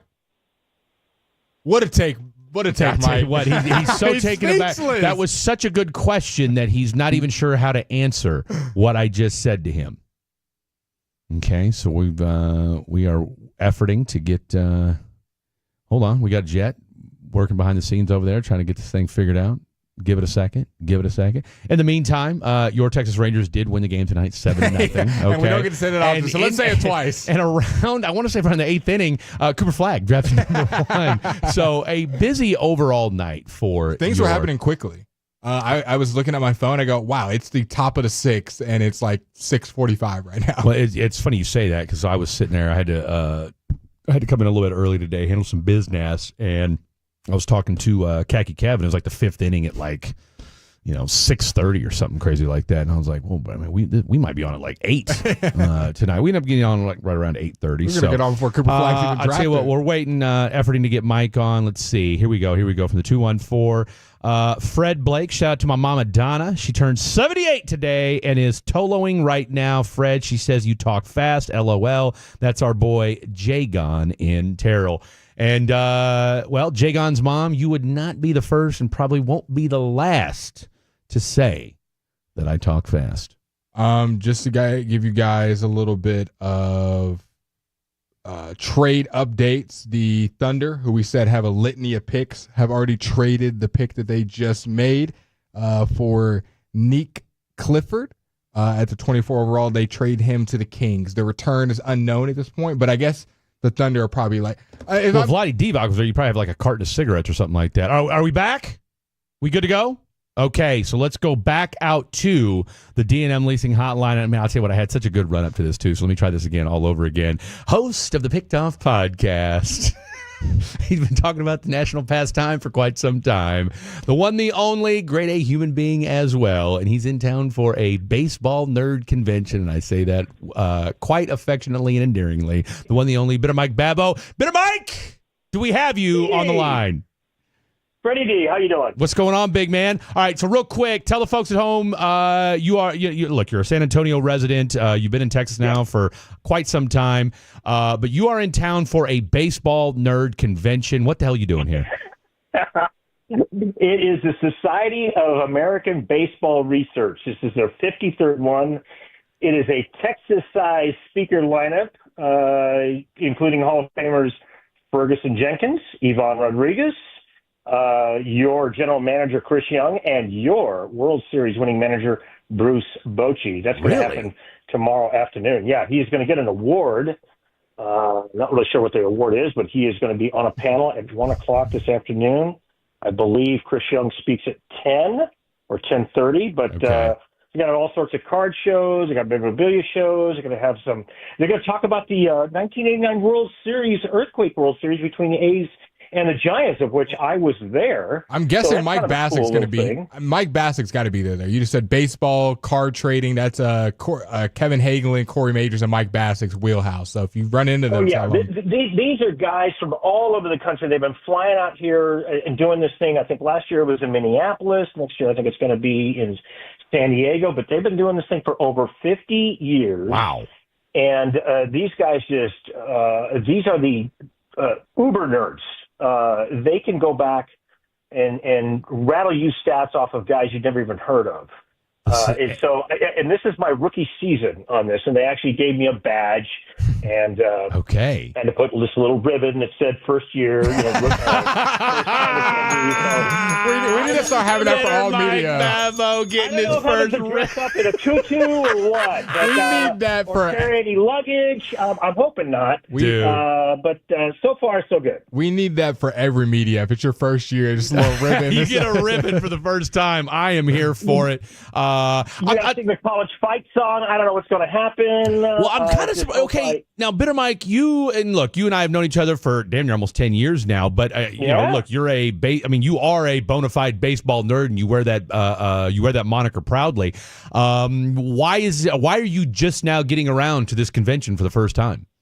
Probably because up until recently, I've had a kid in the house, and now I've got all this time in my hands. That's true. Little extra disposable income. A little disposable income and a little disposable time. I'm not chasing around in travel baseball or anything like that. So and my cousin got me into this. He's like 73 years old, and he's like, no, you got to come to this. And I bagged off last year. And he said, no, you don't have any excuse because now it's in your backyard. It's in Arlington. Okay, fine. There you go. All right, so let's get down to brass tacks, my friend. Wait, can I ask an off-topic question? You absolutely first? Can. I'll ask an off-topic one, and I'm sure Fred will ask a more detailed baseball question. But I just want to do a little crossover right here. With the NBA draft that just happened, Cooper Flagg going to the Mavs, who is the Major League Baseball comp for Cooper Flagg for all of our baseball and basketball fans listening that maybe don't watch each other's sport? Well, recently I think it was Paul Skeens, the kid who went to Pittsburgh. Really? He's the absolute no-brainer. And you see what he's doing. I mean, first year out of the box, he was third in the NL Cy Young, and he is must-see TV. He pitches angry guys. And so I think that is probably the closest analogy that I can come to. I'll put that in above my bed right now. Paul Skeens, come on. No, look, we'll take that comp all day, every day. Basically, but Mike, the deal is, as you know, and of course, you being in San Antonio, look, you guys, outside of Victor Wembanyama, that's really the only name that jumps to mind in the last decade that you would, without question, take over Cooper Flagg. So, and again, just real quick, how did you notice the difference? And look, San Antonio is a basketball town. I mean, the thing about DFW, is like, you've got other sports, obviously the Cowboys, but what did you notice from a just overall sports perspective? Because, I've been in the doldrums a little bit when Victor came on the scene there in San Antonio. Oh, it was a revelation because we had lost Timmy. Yeah. We had lost Manu. And of course, Pop has been, he's finally begged out because he's been getting a little long in the tooth. Yeah. And, unfortunately, the health issues because, Father Time is undefeated. And so this has been an absolute shot in the arm for this organization. And unfortunately, now with all of his nerve issues, we're not really sure if he's going to be back, if ever. And so the organization's kind of rudderless right now. And it's really unfortunate because San Antonio really is a great sports town. It's unfortunate because we're also a military city and we got a lot of transients. And so they can't really support a Major League Baseball team. I don't think that Jerry will allow them to have an NFL team. Right. And so, we've got to just hang on with our Spurs. And so it's really a bummer that this has happened to him because he is such an incredible player. And he's just, he can do it all. And I just hope he can do it all, and he gets healthy. Well, I'll ask you a baseball question now since we'll be doing some cross comparisons. The Texas Rangers, who one day are scoring 7 and shutting out, next day they're giving up 6 and can't get a base runner. Obviously, they get the W today. But I was doing some digging. Jeff Passan kind of doing his trade guys that might be traded. The guy that came up for the Texas Rangers was Adolis Garcia. He said an 80% chance that he gets moved by the deadline. How much truth do you see in that, the likelihood of that, or is there another name we should be looking at on the Rangers to get moved? Well, I mean, the only thing that makes him marketable is that he still has 1 year of arbitration eligibility, and his salary is relatively cheap. He's only at $10.5 million. The thing is that if you are going to trade him and move him out, you're going to have to get a bat in the lineup because right now you're pitching, even though you lost Tyler Mahle, you're going to get Anthony Eovaldi back, but we know that Cody Bradford's out for the rest of the year and, of course, most of next year. John Gray, we don't have any idea when he's going to get back. I think he's going to get an MRI sometime early next week, another MRI. But look, if you're going to trade an offensive guy away, you're going to have to get somebody back. Like, let's talk about like a Marcell Ozuna. Okay, he is a free agent at the end of this year, but he's a DH. Their salaries are pretty comparable. I'm thinking also maybe about Cedric Mullins for the Orioles. The Orioles need to be sellers. Take Cedric Mullins. I think that they should be taking a look at moving him. They should be taking a look at moving Tyler O'Neill, even though he's got a $16.5 million salary. So whatever you do, if you move out Adolis, you're going to have to improve on that spot. And I'm looking at some type of an outfielder like a Cedric or maybe even a Max Kepler, although right now the Phillies are kind of hot and they don't want to really screw that up. And if you do that, you will be able to not have to give up any one of your hot prospects. You're definitely not going to give up Sebastian Walcott. No way. That's not going to happen. Right? Maybe one of your pitchers that's buried in your minor league system, but I don't. It all depends upon what you get back for him, right? And the problem with the trade deadline these days is that there's so many teams that are still involved in the wild card hunt. I mean, the Rangers are only 2 games out of the third place wild card. Absolutely. No, I was going to bring that up. Right. And so, the Orioles still think they got a shot. Heck, even the Royals still think they got a shot. The Royals who can't get out of their own way, but yet they're only 3.5 games out. Right, and the Indians maybe they give up on Lane Thomas, but Lane Thomas is, I mean, you're going to be taking a big step back. He has struggled mightily at the plate. So the thing is, guys, is that they're actually playing a little bit better with this new lineup. I mean, he's, I give Bruce Bochy all the credit in the world. He has done 70 different lineup changes, and now I think he's finally settled on a lineup of where he's got Josh Smith in the leadoff spot, Langford at second, Seager stuck at third, Simeon now. I mean, look, he was the leadoff guy, and Marcus Simeon's actually coming alive. Oh, really, look. In the four hole. He really has. Ever since he got dropped to that 9th spot, he's really come along. But to that speaks to your point, though, Mike, and you and I have talked about this, just in regular conversation all the time. What impresses me the most about Bruce Bochy is that dude just knows what buttons to push and how to get guys to play their best baseball. Yeah, he's very patient, but his patience does have its limits too. Right. I mean, if there are guys that are not performing like what he did with the Giants, then he's going to send a message. He doesn't care how much money you make. He doesn't care if you are the oldest tenured player, like a Barry Zito with the 2010 Giants. Like, dude, you're not doing it. I'm not going to even put you on the roster. Yeah. With Pablo Sandoval, the third baseman /DH /first baseman, he was getting fat and lazy. All he did was have one appearance, 3 at-bats in the World Series against the Rangers back in 2010. And then they sat him down and said, lose about 30 pounds. And so, but I don't think Bruce has any of those issues. These guys are playing hard. There's nobody slacking it. There's nobody dogging it out there. It's just a matter of, can Evan Carter stay healthy? Can Josh Young stay healthy? Yeah. Can Jake Berger stay healthy? And if he can finally find that lineup, I think the top end of the lineup, Smith through Garcia, 1 through 5, I think is settled. It's just 6, 7, 8, 9. That's where he's really struggling with. And for God's sakes, Jonah Heim, where are you? I just can't believe that a guy with this much talent is hitting 208, or 212 over the last 15 games. If he could just get some consistency, because Eovaldi's coming back on Friday, right? And so he's going to help that tremendously.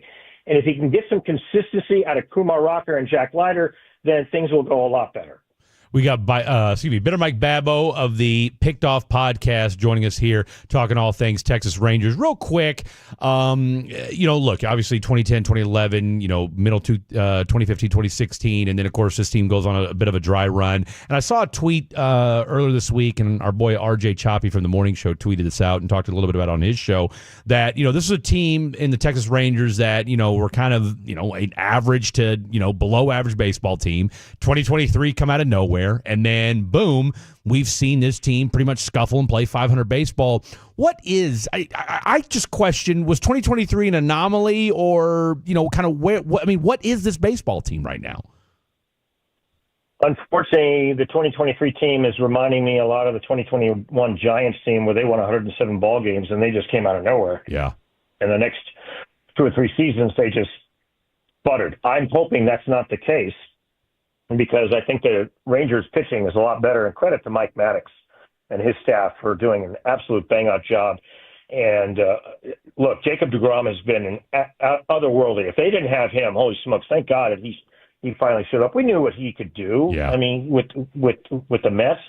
And I still think that Patrick Corbin has some gas in the tank. Yes, he struggled his last outing, but his last couple of outings before that weren't so bad. And Jack Leiter and Kumar Rocker are still young. They still don't have, I don't think Kumar Rocker's got a season's worth of starts in him yet. Oh, no. Right? So he's still learning. And unfortunately, this is what happens when you have a high-profile draft pick, number 3 overall, I think, in the first round? Yeah. After he was number 10 overall with the Mets, and he had, the celebrated arm issues, and it didn't go well. And so there's a big spotlight on these guys, and they still need to develop. They still need to learn how to pitch and not to throw. They still need to how to say, okay, how did I get myself into this mess? And instead of saying that, how do I get myself out of it? And so Mike Maddox is an absolute guru. I think he's the best pitching coach I've ever seen since Leo Mazzoni for the Atlanta Braves back in the heyday of the 90s. So look, what's going to happen starting with this homestand to the All-Star break, this is going to really determine whether these guys are going to be in the hunt, because they got three at home in Seattle. Then the Royals come back into town here, and then they go on the road for a big road trip. They go to San Diego, who face the Padres, who are playing very well, and then 4 against the Angels, the surprising Angels who are playing 500 ball. Yeah, they are. And then right before the All-Star break, they go to H-Town and face the surprising Houston Astros, who right now are, they've got one of the best players in the league in Jeremy Pena, and Jake Myers has been an absolute revelation. And they still don't have Jordan yet. No. And, it's Hunter Brown and Framber Valdez and the Pips. Valdez and 3 days of rain. It's just incredible what they've been doing. So this is a huge section right before the All-Star break, so they can make a statement. Couldn't have said it better myself, and you took the question right out of my mouth, because actually I was going to say, just how big are these next couple of weeks, especially like you said, again. And me and Blake talked about this yesterday. I said this team needs to go on a run, and yes, you do this 7 out of 10, which is great. But then you drop 6 or 7 straight, right? So there's something about this baseball team. Like, you need to go on a 10 out of 15, 12 out of 15, something like that, which I think look, you have the pitching staff that's capable of doing it. You just say, all right, can these bats get going? Tell the folks at home where they can find the podcast. Oh, you can find the podcast on Apple, Spotify, Google, or wherever you get your podcast. So we're going to be recording it once a week, and actually my boy Freddie D is going to be sitting in with me. Absolutely. Can't wait. That's must-see TV. That's it. And enjoy the Nerd Fest tomorrow. I know you will. Better Mike Babau, I'll see you tomorrow, my friend. Always good stuff. Appreciate you stopping by. Thanks, gentlemen. God bless. There you have it, the one, the only, Better Mike Babau. All right, we got some more NBA. We got people just bawling on television right now. What the hell's going on? We've got some haikus to get to as well. Topics are as follows: Cooper Flagg and Blake in Greece. But let's reset the NBA draft. We're almost done. Lots to get to. Don't go anywhere. It's Fan After Dark. Fan After Dark means wheels off on 105.3 The Fan and the Odyssey app, presented by Comerica. Hi, it's Eric Thomason from Blue Nail Roofing. We've been serving North Texas homeowners for decades. And with every one of our customers, our job isn't complete until you're satisfied. Here's what several of our clients have said about Blue Nail. I thought that they were extremely detail-oriented. They went back to the insurance company and worked with them and got them to pay for doing the extra stuff that had to be done. Blue Nail personnel worked with...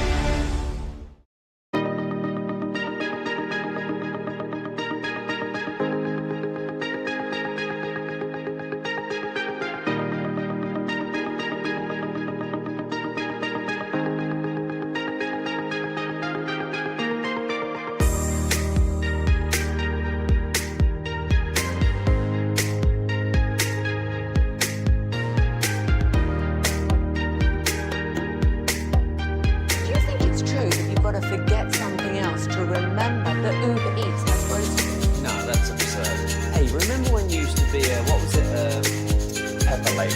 Pepper lady? Loads of layers. Saffron squad?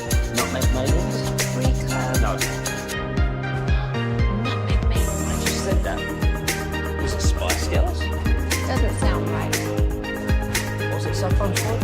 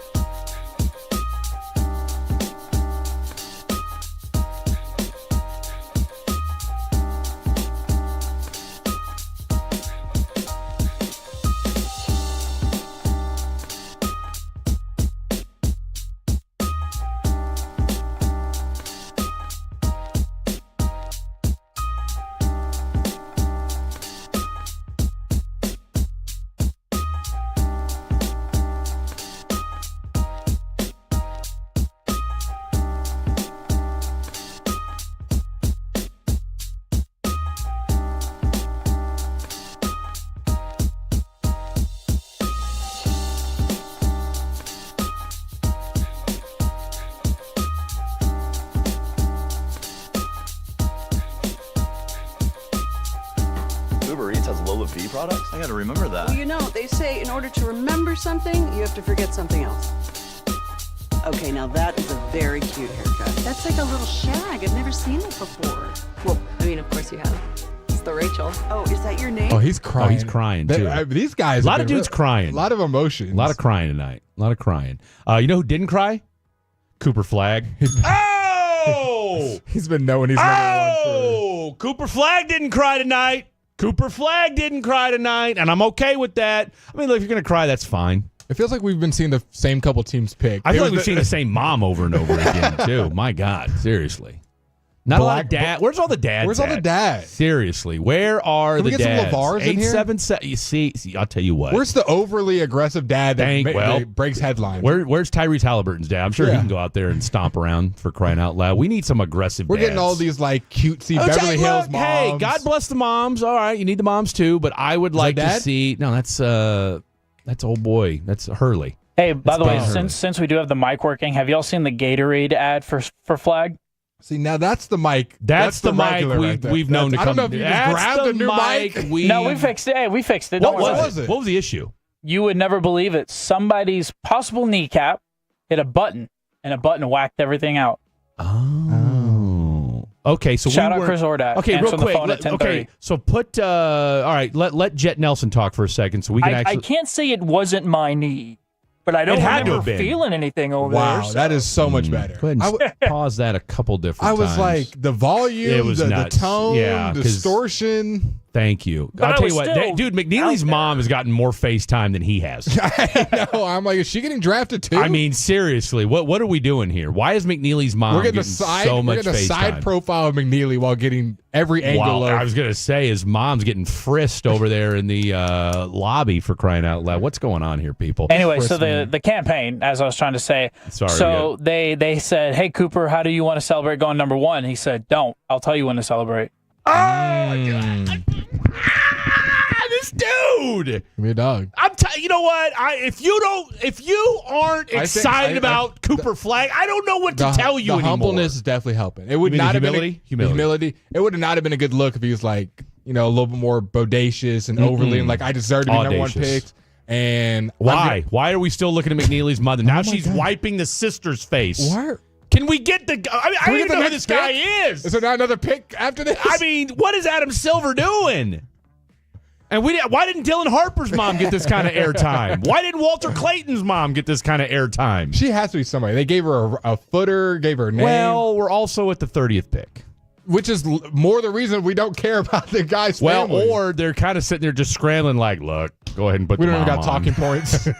Jay Billis is just... We've already run out of B-roll for McNeely, so just go ahead and show his mom because we've run out of comps. We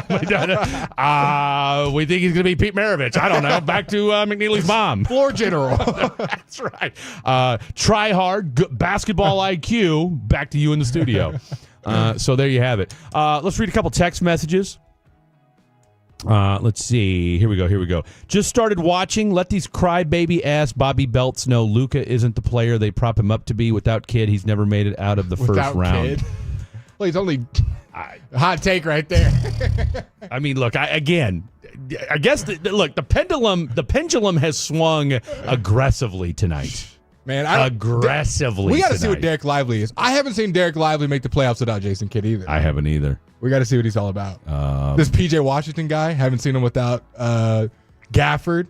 I don't think we've seen Kai Jones make it in the playoffs without Jason Kidd. So let's put that into its proper context. Played like 3 months without him. Let's see. Here we go. From Gregory on the YouTube, the Seattle Mariners series will be tough for the Rangers. There we go. Especially since DeGrom just pitched. Okay, kind of just changing things up a little bit. All right. Moving I on mean, to the Seattle look. Mariners. Let's be real now. Okay, let's put some. Let's get the sports perspective straightened out.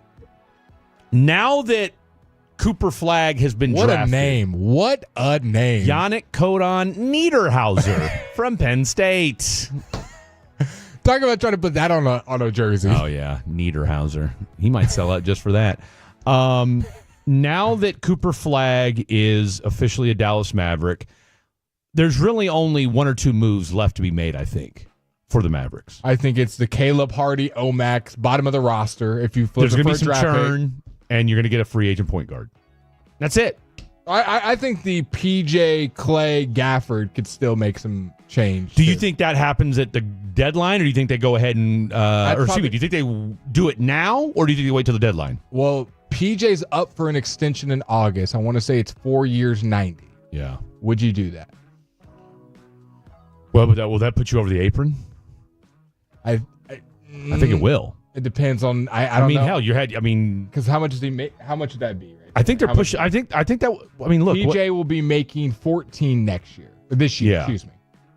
Fourth highest. Dude, if you're doing 490, I mean, if you're doing 4 years for 90, that's what, $22.5 million a season.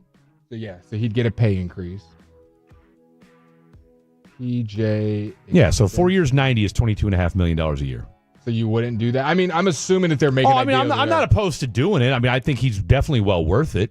I guess my only question would be is, are they going to go into 4 year 88? Does that put you in the? So 4 years 22, or so 22 mil per. Does that put you over the second apron if that happens? I would assume so. I'm not entirely sure because it's up in August, so you would think they'd make some other moves. But in a vacuum, if you're under the apron, would you do that? Just less about the money, more about him long term being here. I'd be okay with that. I mean, I have zero issue with extending PJ. You're just going to have a log jam because at that point, I mean, you've got a lot of players and guys that can play. Now, Omax. Caleb, Jaden. Jaden's TBD. You would love to condense those three guys into a draft pick and hey, we'll get a first rounder next year. That'd be great. If you told me, hey, those three guys will get you a player and consolidate down, I'd be with that all day, every day. And they're not going to get minutes. And you're keeping exactly constructed. They're not going to. I mean, look, we're at the point now where we're just showing dudes just randomly having conversations. That this never happens in the NFL draft. The NBA draft really needs to take a lesson from the NFL. Because you're on pins and needles up until the last pick in the NFL and you draft. don't even care about that team, but you still want to know. You still want to know. I mean, look, we did the Pluckers thing this year, and because UNCA were doing the post to the post. And, I mean, it was, and again, now granted it's the NFL, so it's a little bit different. But the Chiefs, the Eagles moved up and they swapped picks, they swapped spots, Campbell. And then he took Josh Simmons or whatever it was, 32, which Jason Kelsey just called him the next coming of Trent Williams. High praise there, but here we are, just kids talking to moms, people just kind of milling around, random Chinese dudes getting drafted. Like some guys it's so wild. I mean, this draft has been dudes crying uncontrollably. Like this has been kind of a crazy first round of the NBA draft. All right, coming up next. 877-881-1053, 877-881-1053. That is the Frankel and Frankel injury attorney text line. Haiku topics are as follows, boys. We're going to have Khaki Kev sit in as well. Jet making his Haiku debut. They are ready. What a hell of a night for you, by the way. I mean, your knee bumps, whatever the hell it was. We couldn't hear you. We weren't sure what the hell was going on. I was like, why can I not hear you? Are you not talking into the microphone? But now we have that problem resolved. So here's how it's going down. Cooper Flagg, Blake and Grease. Cooper Flagg, Blake and Grease. Those are your two Haiku topics. Let's get down to it next. Don't go anywhere. It's Fan After Dark. Coming up Thursday morning on Sean and RJ, all the takeaways from a huge night for the Mavericks in the NBA draft. The neighbor. My name's Jen. Right, but I just mean this is your haircut. But that's hair on your head. I'm not saying this is your hair. Okay, freaking me out a little bit.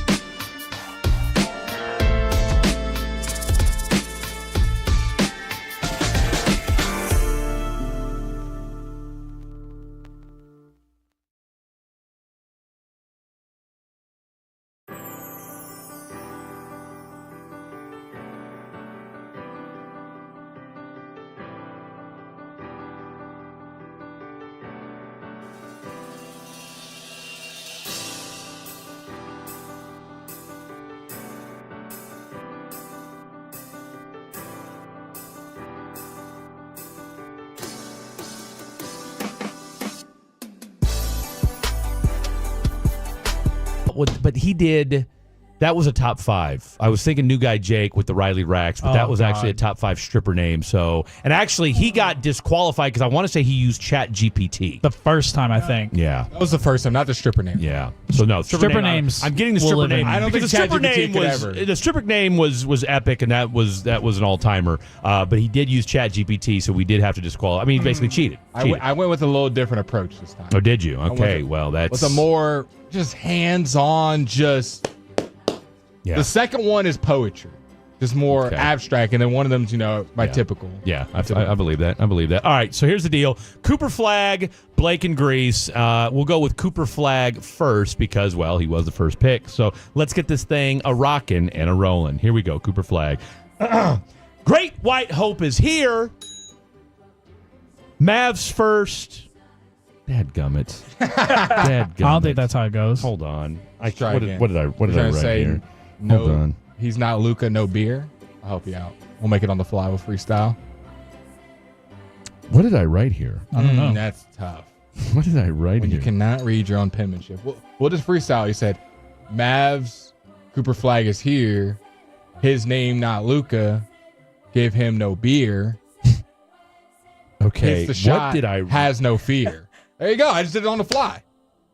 No. Really I give you credit for that, Blake. Yeah. You really cannot figure it out right now? I honestly can't. We'll just come up with it on the fly. Just Okay, here we go. Great White Hope is here. The Mavs' next titles are near. Nico cooks for real. You go ahead and just say Nico cooks, I fear. What's that? For real. Whatever, it's close enough. I can't believe I can't see what the hell I wrote there. All right, let's get us back on track. I can't believe that. Shame on me. I'll read us back. I'll get us back. What a disgrace. I'll get us back. What a Get disgrace. us back on track. Listen up, class. I want to say, I'm so mad at myself right now. It's Go okay. ahead, continue. So mine takes a little bit of thinking, especially with the very last word that I'm saying, and think of his player comp. The very last word in my poem. Flagg has been captured. Nico left. Mavs fans fractured. Is Coop raptured? Okay. Wow. That's deep. You get that? Raptured? There's a lot to think about there. There is a lot to think about there. All right. Let's go with. Yeah, go Kevin. What are you doing? You still writing yours or what? We're doing Flagg first. Okay. You haven't heard the last two haikus? While he's thinking, does everyone get the raptured bar? No, I got that. That was good. Yeah, that was nice. That was good. I'm still trying to figure out what Kawhi Leonard was on the Raptors. Raptured. Oh, raptured. His player comp. I was thinking more religion. That's what I was That's what I was going with too. I was like, okay. I mean, I know, And the rapture, the end is I know near. Blake's a God-fearing man. No, so it was both. It was both. It's Coop rapture. Yeah, well, if you just said raptured, then I would have been like, okay. Raptured. But I'm still kind of pissed off because I really don't know what the hell I wrote here. So anyway, all right, are you ready? Yeah, I'll do my Flagg one. Well, yeah. I mean, why wouldn't you? I'm going to substitute it for your Quentin Grimes one. Yeah, I was going to say. That's what I was planning on. Was your Dirk one the one you were thinking about writing? Or well, what? that's the one I had to get rid of. So that's the problem. All right, here we go. The flag is captured. Main event is in Dallas. Go by 32. There you go. There you go. Sometimes you just got to get across the finish line. Well, at least you could read yours, which I'm still I'm still flummoxed that I can't read shocked this. that you can't read your own handwriting. What do you think that word is right there? I wish you guys had the That says either giant or first. I don't even think that says first. Quite a disparity. You look at it and tell me what Giant you or think. I can't ever read his penmanship. One more time, let me see.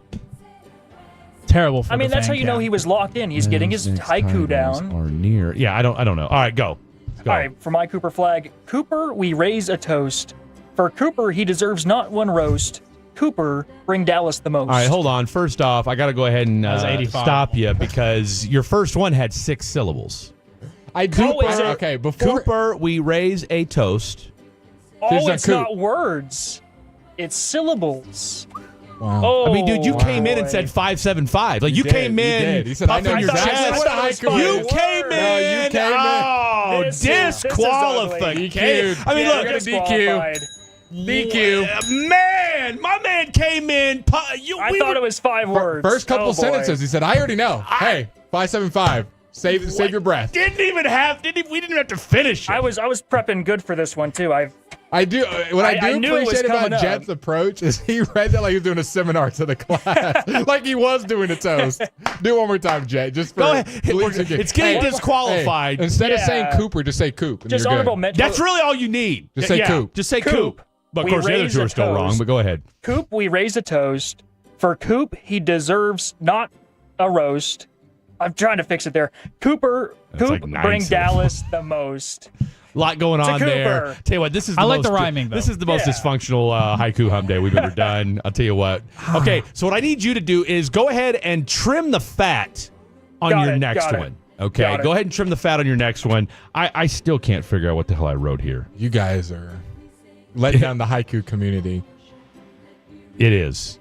It's out of control right now. It is absolutely. I'll make sure I'll take us home. Okay. So people have good feel listen. now. I will say, I feel really good about my Blake and Grease. Okay, and you can read it. Confirmed. I can't. Have you recited? Wait, which one is this? Oh no. I'll let you go last. Then you feel good about it. Oh, I feel no. Send off. This one I feel great All about. right, let me go first because I feel not fantastic. Do we all feel better about our Blake and Grease haikus? Jet's back there working feverishly on his. 75 syllables. I got it. Stress back here. And he talked big crap when he started. I feel really good about these. He did. I'm like, wait a minute. What are we Kevin, doing what you here? got for Okay, us? go. All right. In Greece, not the show. Athens, Giannis be Bucks. Does Blake even know? I like it. We're back on a good track. All right. Who knew that the Blake haikus were going to get the show back on track? Okay. Now, I'll go next. I took a little bit of a different approach. This is not my usual sentence and the ends and it's, double entendre. sentence doesn't end? This is more snap poetry. Snap poetry. Okay. Yeah. I like it. Just more words. There's no sentences. It's just words. Ruins, goons, dunes, and lagoons. Okay, that doesn't feel like 5 syllables. It is. Runes, 1. Goons, 1. Dunes, 3. Lagoons. It's 5. Okay. Okay, checks out. Okay, go. White steps, blue domes, lots of loons. Loons meaning money. Of course. No tycoons, just tunes. Just a little bit, just words in that His one. No timing, sentences. too. That's close Perfect. to the James Tritley approach. You might have to read that one more time. No stop. Runes, goons, dunes, lagoons. White steps, blue domes, lots of loons. No tycoons, just tunes. I love it. That's fantastic. That's fantastic. That's All right. solid. Have you redeemed yourself? I think I've corrected mine. What you think? I mean, is it know, 575 or is it? I was too confident before. Yeah, you were. It's okay. Don't worry about it. I couldn't read mine, so don't feel bad. All right, here we go. Okay, here we go. Redemption time. Oh, to be in Greece. I like it. Blake will be looking so fleece. I like it. Imagine the peace. Dude, I love Jets. How is that? I'll Okay, take it. okay. I'll take There's it. no way Jet's not doing a ceremony while he's doing these. Yeah, no. I'll tell you what. People will gather around for mine. See, I'll tell you what. I definitely feel like we might be at Mount Olympus listening to that. Okay, here we go. Let's take us home real quick. Mini Giannis, no. It's Blake it or leave it, yo.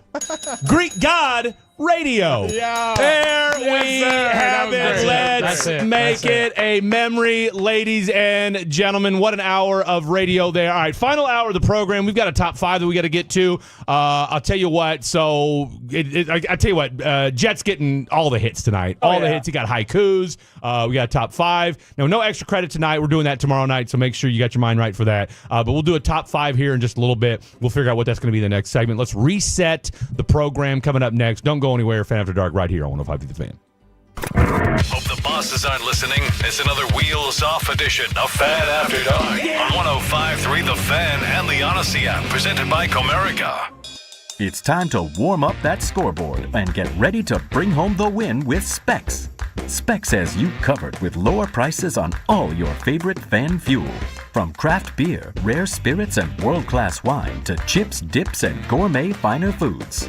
And with same-day delivery when you order online or through the app, Specs is your MVP for the biggest score of the game. At Specs, the fun starts here. Here's to you, cheers to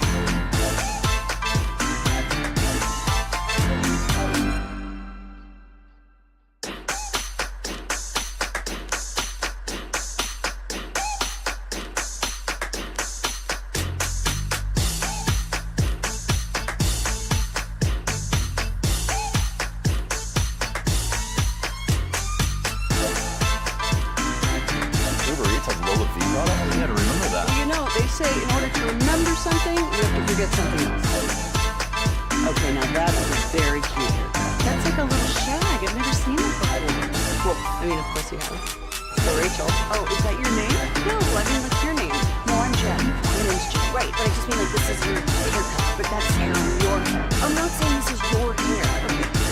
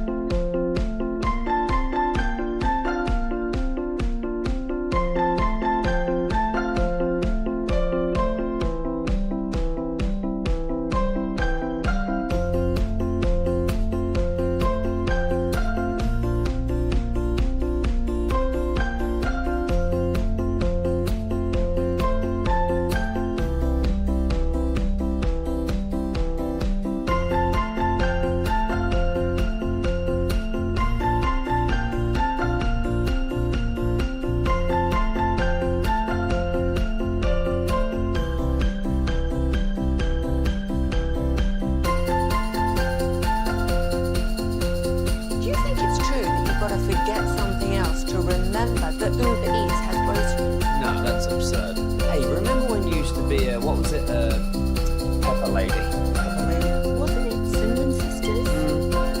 Basil Grapes? Saffron Squad? Nutmeg Maidens? Pre-curd? No.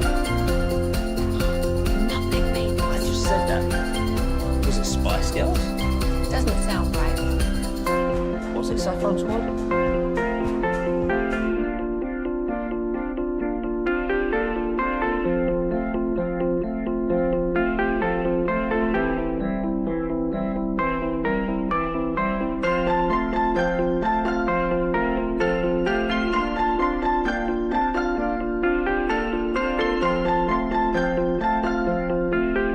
Just don't say that if you're just randomly just on the bench.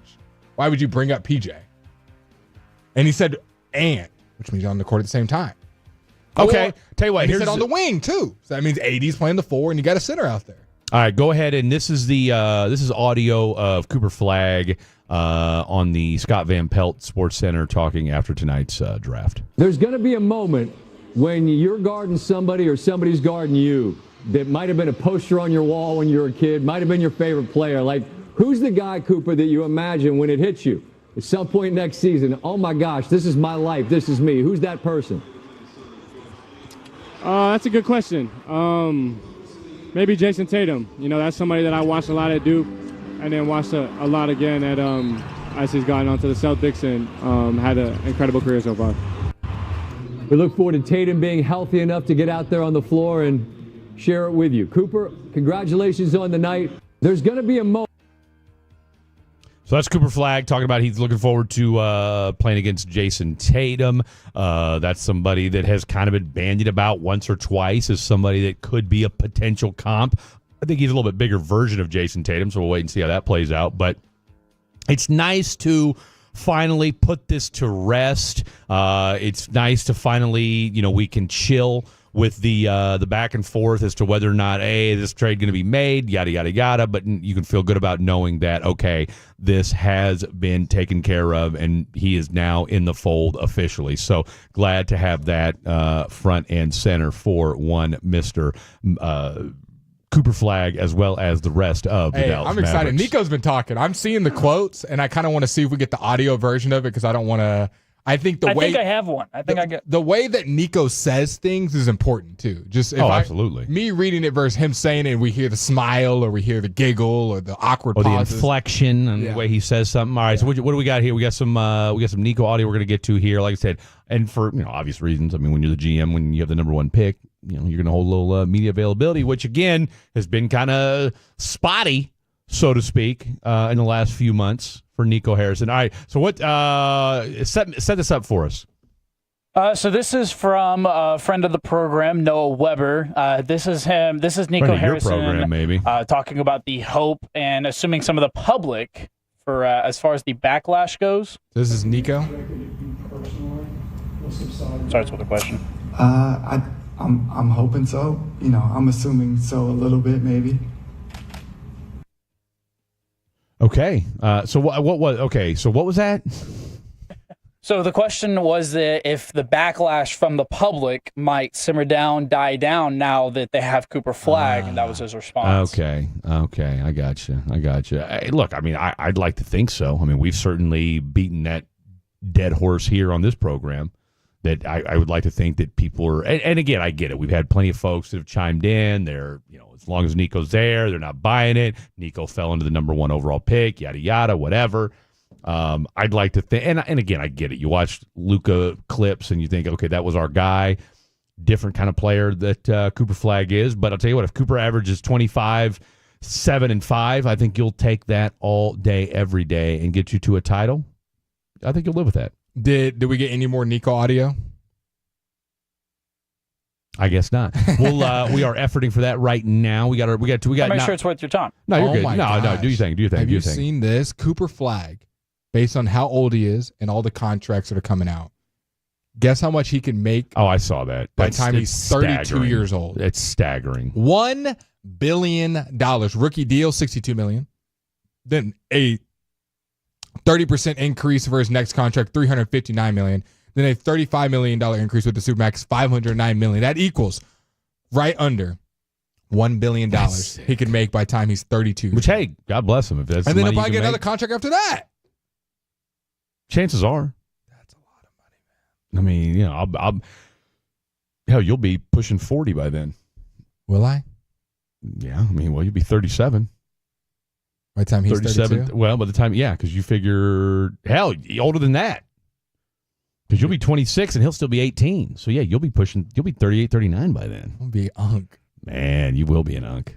I'm not going to say how old I'm going to be. I'm so close. I don't even want to talk about it. I'm closer to 40 than I am to 0. That's well, I mean, what a riveting thing to say. I hadn't thought of it like that. Closer to 40 than you are to 0. By the way, your Texas Rangers won tonight, 7-0. 0 right there. Say what this show tonight. Orioles are closer to 0. Oof, man, seriously. They are to 7. Their playoff chances are closer to 0 than they are to 40% at this stage of the game right now. Okay, let me do it better. I'm closer to 30 than I am to 18. That's correct as well. That's also factually correct. I'm also closer to 30 than I am to 21. No, that's I'm gonna call BS on that. I'm 4 away. And you're 5 away from being 30. So when I turn 26, though, I'll be that, right? Well, then that'll switch. Yeah, you'll be closer to 30 than you will be to 21 at that point. But in this interim right now, you're kind of in that happy space where kind of midpoint, a little equidistant. 26 is. I think you're old at that point. I'm no longer like you're. Old at 26? You know what? Dude, I'd give my left testicle to be 26 years old again. You are 26. Seriously. I mean, maybe in spirit, but I'd love to be 26. Hey, I'm actually getting to the point where I'm like. Getting to the point of what? What are you getting to the point of? I think, right, when you get past 30, you can't really go to a club anymore. But I guess this past weekend disapproved. Of course you can be 30 and go to the club. Will Chambers this weekend. Will made it out. Now, I don't think like casual. I was gonna say I don't think Will frequents the club. Yeah, like I'll be honest with you, I wouldn't know how to act in a club. I mean, I would, but I mean, we also weren't really like at the club. We were like at bars. Well, that's what I'm saying, and that's what Stockyards is. We weren't like bottle service and like club VIP tables and. Yeah, I was never a big club guy. Yeah, I like both. I found myself in both bars, clubs, pubs, but I think I'm getting out of the club age, right? I mean, dude, I'm getting close to. Getting close to. Are you though? But I go into a club with bottle service and I see young girls that are my age with not a lot of clothing on, and I see a 47-year-old man. It's awkward. Well, speaking of awkward, I'm gonna go ahead and insert this Nico Harrison clip. He was asked about his excitement level, and he was surprised to land the #1 overall pick. Nico, right here. My name is Joey Machado with Clutch Points. My question is, heading into the NBA draft lottery, 1.8% chance you guys win the lottery. What is your initial reaction, and just how surprised were you when you found out you guys won the lottery? Yeah, I was extremely surprised. All my draft prep up to that point was, us being in the 11th position. So that's just, but things happen. Fortune favors the bold. So exciting things fell our way. That's the quote. That's what I wanted to show you. That was play that one more time with that might be our bounce back for like a week. Oh no! Me and Khaki Kev, and it was kind of on the heels of something you and I were talking about over the weekend about new drops for the program. Oh, that's Fortune favors the bold. He's been working on that one. Oh no, you want one more time? That's going to be the new theme of Fan After Dark. Yeah, I was extremely surprised. Extremely. All my draft prep up to that point was, us being in the 11th position. So that's just, but things happen. Fortune favors the bold.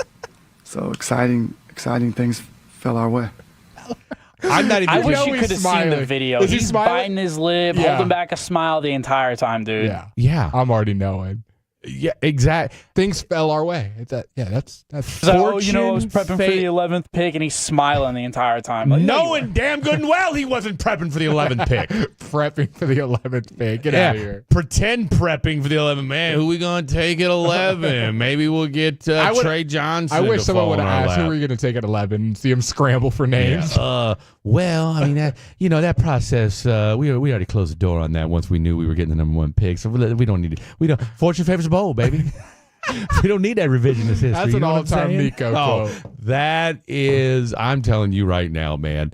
I tell you what, Nico could have done late night radio with that voice. Mm-hmm. I'll tell you what, I'm trying to think. There was a show growing up that I used to listen to back in, it was a Kansas City radio station. Dadgummit, I can't think of what it was called. Anyway, it's like Smooth Jams or something like that. But anyway, fortune favors the bold. I would also say he has a voice might be good for a song called like Thriller or something like that.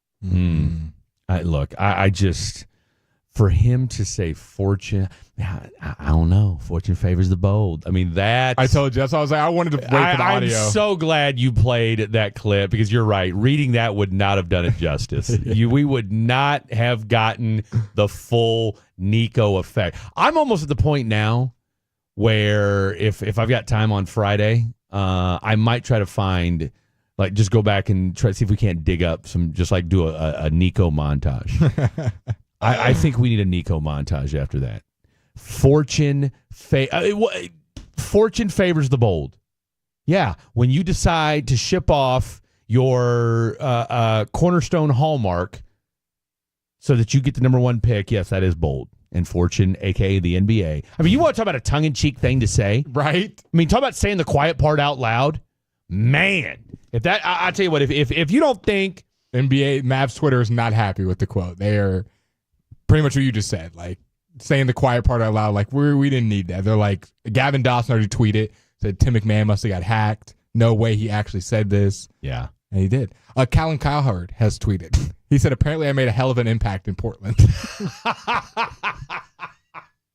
If you know, you know. Shout out to him getting drafted. Fantastic. Which is funny because I want to say he's from Portland or used to do radio or something like that in Portland a long time ago before, I want to say he like blew up in Vegas or whatever it was. Also, for the first time ever, a team made 5 first-round picks. Teams have had 5 first-round picks, but easily traded. So the Brooklyn Nets decided to go with all 5 picks? They've drafted all 5. They drafted 4 guards and a center. They got the kid from Michigan. That's right, who was just balling uncontrollably. All right, real quick, top 5, what are we thinking? We did top 5 places we want to visit, remember? Oh, top 5 places we want to visit? Yeah. I love that's right, because you're going to Greece. That's right. All right. Y'all get your minds right. Any other audio that we need to play? Or anything from Nico? I got it. Let's go with it. What do you got? Yeah, I think we're going to have our choice. Wait, pause it. What's what clip are we playing? Yeah, what's the context here? Super confident. About like getting players to want to come follow Cooper Flagg. Okay. Play in Dallas. So I think we'll have our choice based upon the money and the opportunity that we have. Like, obviously, there's limitations to us having our choice, but I think all things equal in terms of money, and we'll have our choice of player that we want to get. Super confident of that. Okay, so I don't know if that's super confident in D-Lo, Chris Paul, maybe somebody else we don't know about. But he's talking. He's got his chest out today. Oh no, Nico's a Cheshire cat today. He's play our favorite quote one more time. Play our favorite quote one more time. Any style of play. He's in great shape.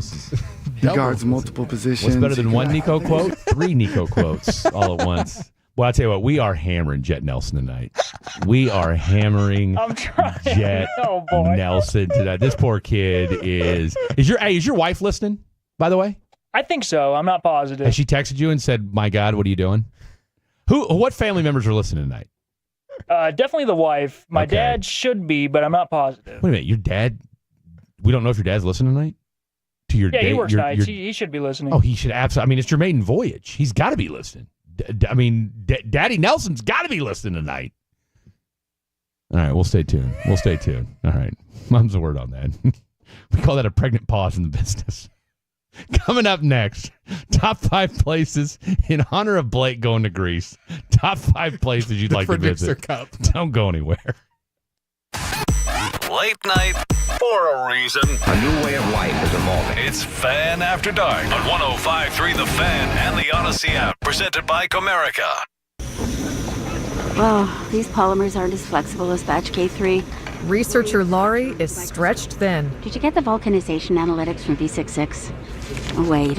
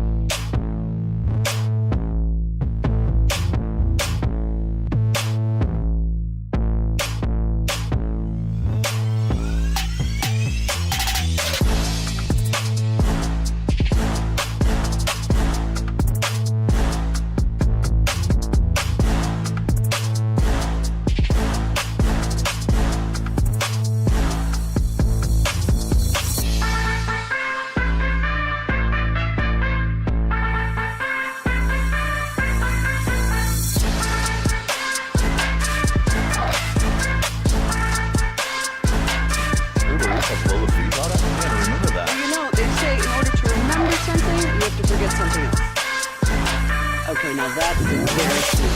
That's like a little shag. I've never seen it before. Well, we of course have. It's the Rachel. Oh, is that your name? No, I mean, what's your name? No, I'm Chad. Your name's Chad. Right, but I just feel like this is your haircut. But that's hair on your head. I'm not saying this is your hair. Okay, freak me out a little bit.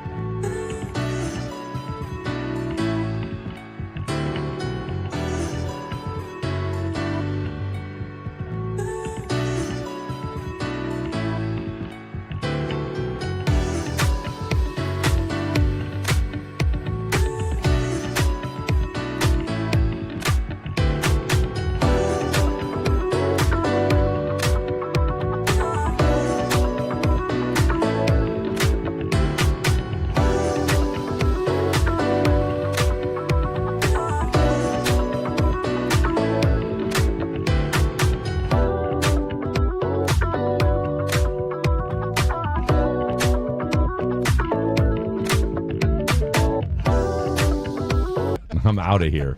Seriously, it could be like one of those rats we saw in the Indian street food commercial. My God.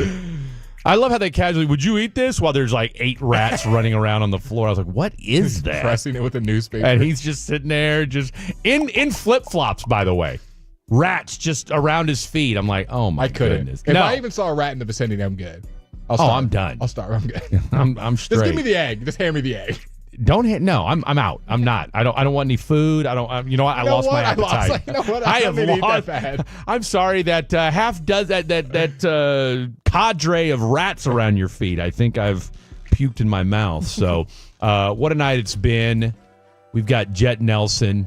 What a performance tonight. My man is just battling through it. If we start here, it's going to get so much better. I mean, I love it. Riding the storm, this is the floor. You know what I like? I love it. Look, my man. Over all the ups and downs, Jet has not wavered in confidence. You know what? And that's the most important part about it. He's not got down on himself. But okay, 2 things here. One, he has undeterred. Hasn't made any excuses either. Okay, hasn't stopped. Hand up. Yeah, this is not the best. Okay, but my man has pushed through, and I got to say, we got to give an assist and a tip of the cap to our boy Khaki Kev. Khaki Kev's been ready. Okay, Khaki Kev has been uber helpful in a support backup role tonight. So shout out to Khaki Kev and shout out to our boy Jet Nelson. I mean, look, they threw you to the wolves tonight. A little bit. Oh, by the way, we've got the number 1 draft pick tonight. Yeah. We're going to need some audio. Oh, here's the new guy that's had 2 trainings under his belt. Go. Here we go. So shout out to Tim Collins for that. And he knew what he was getting at. He knew. I don't know that he did. I don't know that he did when he did that. I'll be honest with you, but that's okay. As we said, you have pushed through, and here we are. Okay, as we alluded to earlier in the program, and we'll dive into this. Smith keeps catching me. You brought him in here, so I don't know what you're talking about. I keep just looking out the corner of my eye and seeing someone.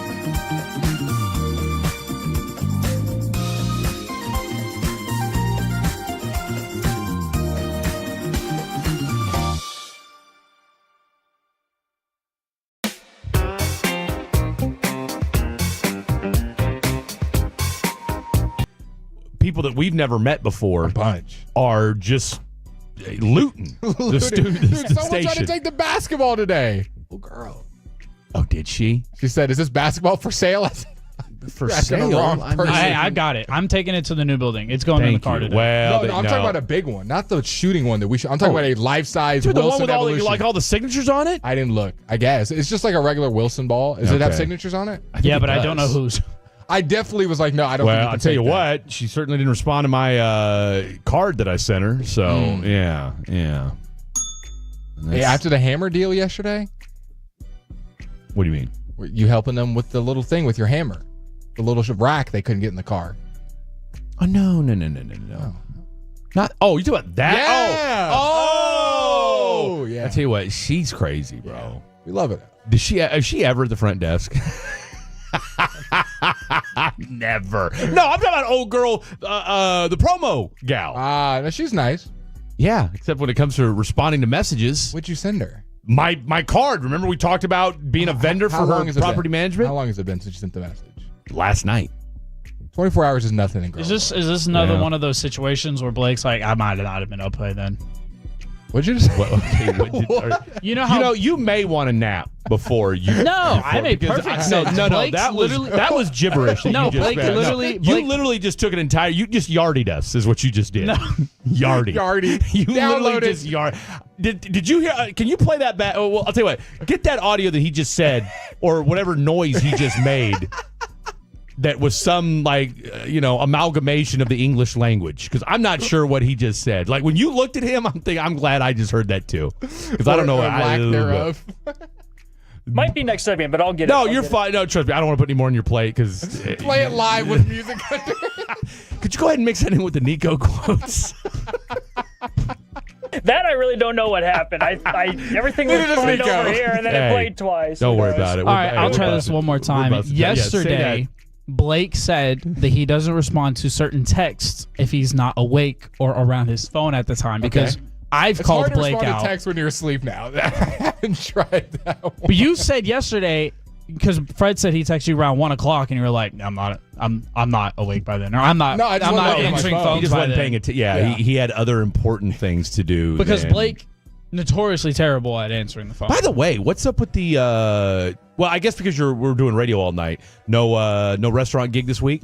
Yeah, I mean it's just tough with being here Because you guys don't have like a morning or brunch. No morning or brunch. Yeah. So I'd have to be there at 4 and be there all night. And I can't. It can't work. Now, will you? They were not happy in a good way. They were like, "What's the deal, Blake? You just off for a week, and then usually I would be work the next week." They're like, "And then you're off for 2 weeks with your vacation right after that." So a little sad. Now, will In you a be there 3 Friday? I will be there Friday. Okay. I said, "Hey, I can work Friday." Yeah, you didn't want to, but in a 3-week period, I'm only going to work 1 day, so it's a little unfortunate.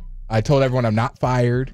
It's the way the cookie crumbles, though. But you let them know ahead of time. I said, "Hey, look, it's the radio, and then it's my vacation that I'm not going to let a part-time job get in between. No, my life experience, life experience. That's it. For one more paycheck, my whole life being different. No, I'm gonna take the life experience. No, you absolutely have to. You absolutely have to. So with that as a segue, and we'll dive more into because we only have a 2-hour show on Saturday, and that'll be kind of a quick show. So we'll dive more into where Blake's vacation. But Blake is going to be on a jet plane. He's heading over to Greece on Saturday. So like I said, we'll talk more about that on tomorrow night's show. Who ate him? Yeah, seriously. That sounds like a drunken stupor is what that had. So as a result, top 5 places we'd like to visit. Okay, so I'll kick this thing off. My number 5, China. Nice. China. I have always wanted to go to China. I had a professor in college, incidentally named John Kennedy. Didn't look anything like the real John Kennedy. I don't know if he popped pills like John Kennedy, and he certainly wasn't sleeping with Marilyn Monroe. But I've always been fascinated with China. China, okay. And that is one place I would love to go. Hey, Luka went to China last year. Got him traded, but nonetheless, I would love to go to China. You and me. All right. My number 5, I will have an honorable mention. I'm going to go with New York, and the only reason why it's an honorable mention is because I am going to New York later this year to go see Cooperstown. A little father-son trip. But my number 5 is California, because I feel like you have to go to California at least once in your life. Yeah. Just what part? I don't know if I'd have a specific part. Whole state? That would take some research. San Diego's super low-key, nice beaches. L.A. is, I'm pretty sure you've seen it all over your phone. I don't need to tell you about L.A., but it's just... I don't think LA would be the spot. LA is like, go there to see what, no, you what definitely LA need to is, go. But to it's LA. not anywhere you need to spend a week and a half in LA. In the heart of LA. you go check it out. Money. You can drive to LA and be good. I mean, the drive's terrible. Well, that's what I'm saying. Like, if you could hit San Diego, LA, and like the Newport Beach area. Now, granted, it's been 20 years since I've been there, but back in my Navy days, there was a restaurant there called Cappy's. I'm going to say as the servers were off the chain. I can still remember to this day. The coffee was delicious. I got a tattoo there. Absolutely phenomenal. San Francisco for the vibes. Yeah. Okay. Golden Gate Bridge. Yeah. You know, got the Giants down there. Oakland. Why not? But yeah, so that's my number 5. Okay. My number 5, I'm going to go Canada. Now, this was one I was thinking about doing with a friend. And number 4 kind of goes with it when you hear me read it. But I'm a big fan of cold. I love the vibes, and I would love just... But you like visiting the cold. You don't like living in the cold. I like visiting the cold for sure. So give me Canada at the 5 spot. Pretty obvious. You know, it's a border. Any particular part of Canada, or just kind of like throughout the entire state, or the entire country? Hello. I already know the really expensive parts, you know, when you're looking at Ontario, Toronto. I've got some friends up there as well. And I would just love to pick up the accent, Because what do you mean pick up the accent? You already use it. A trip there, you get a couple weekends there, all of a sudden you're fluent Canadian. There, French. Seriously. It'll take a month before it wears off. Je ne sais quoi. So you going to Montreal? Montreal would be cool. You know, I always laser in when I'm actually going of what city I'd want to go to, but I just know I want to go to Canada in general. That's it. All right, number 5. My number 5, New York. Kevin had it there in his honorable mention, but just too collude on this or what? Not quite, but Not quite. I mean, he had a specific place to go to. I just went there back in March, Times Square. You just go see Wait, you the already went building. there? Yeah. Oh, you couldn't have been there before? No, you can't. I mean, these were top 5 places we want to visit, but if you've already been there, that's... I wanted to visit, went and visited. love it. It's worth it. You do have to watch out for that sewers, though. Yeah. The air comes up. You're like, what the hell is that? Okay. All right, what's your number 4? Snake draft. Number 4, Iceland. Nice. Kind of like what Blake said. You get like the volcano vibe that you want in Hawaii, but it's still cold. There's like those natural water geyser things, whatever. There's a lot to look at there in Iceland. Okay. Are we buying Iceland or is that Greenland? Greenland, I think. I kid. Don't quote me. I kid. All right, number 4, Blake. Number 4 for me, pretty easy. Give me the luxury ski resorts, the fairy tale mountains. I would definitely go here either with a good friend or a lady. Give me Switzerland. Nice. In the number 4 spot. Nice. This is the ski resorts you see online where you're eating hot cocoa over infinities. Now, you eating it or you drinking it? 'Cause Eating if you're it. eating At this point, you're you're going to eat hot chocolate. You're eating okay. chocolate strawberries out of a villa sitting over the Alps. Go snowboarding later. The parties there too. They go crazy. Yeah. In Switzerland, baby. Give me number 4, Switzerland. I like it. My number 4, staying in the States. I would like to go to Atlanta because being the sneaker guy, being the guy that's all involved in the culture of things, there's tons of shops, tons of resale places to go to. There is the College Football Hall of Fame as well. I just feel like there's no shortage of things to do in Atlanta. That's what I hear. You can go check out Buckhead and go see Andre 3000 and my boy Big Boy from Outkast. All right, my number 4. Link up with Chris Stops. That's it. Trey Young, any shortage. Kyle Pitts. I mean, he's not at tight end university, so I'm sure he's bebopping around there. My number 4, Barranquilla, Colombia. Nice. And you may say to yourself, Fred, why of all the places in Colombia, why would you want to go to Barranquilla? My grandmother was from Barranquilla. She grew up in a brothel there, 4th of 13 children. Now, 9 of them died. That's what happened in the 30s, right? And so, nonetheless, R.I.P. Delia. But Barranquilla, you know who's from Barranquilla? Shakira and Sofia Vergara. I was just going to say Sofia. Okay, so again, hey, I'll go with you to hotbed. Come on with it. Hey, we can get our veneers there. Oh yeah. While we're there, we'll get a lot of stuff. We're gonna get a lot of stuff there. That's exactly right. While we're in Barranquilla, Colombia. So that's my number 4. My number 3, Jerusalem. Okay, I want to. Let's go see where this thing kicked off. Okay, let's see what this is all about. See the backstory. Heard a lot of talk about Jerusalem. A lot of books. A lot of history out there. So, and I am a bit of a history. There is something to be said, and I've heard this before, that as you get older, you do get more you do get more historical, or you start to get more into it or whatever. And I know I certainly have, kind of, 'cause you can only watch so many terrible shows on Netflix. So Jerusalem is definitely my number 3. My number 3, there is no originality here. Take me to Paris. I want to go to Paris. Okay. Nice. Okay. Nice. I like food, the scenery. Yeah. There's just, again, I've heard Paris is kind of a bleep hole though, outside of the tourist traps. Okay, tell you what, let's do this. We're gonna put a pin in that. You're on your number 3, correct, Blake? All right, we'll put a pin in it.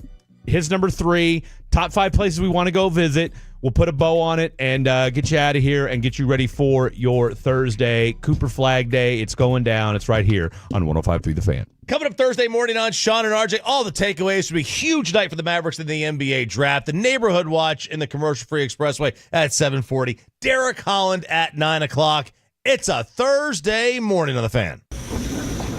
Well, these polymers aren't as flexible as batch K3.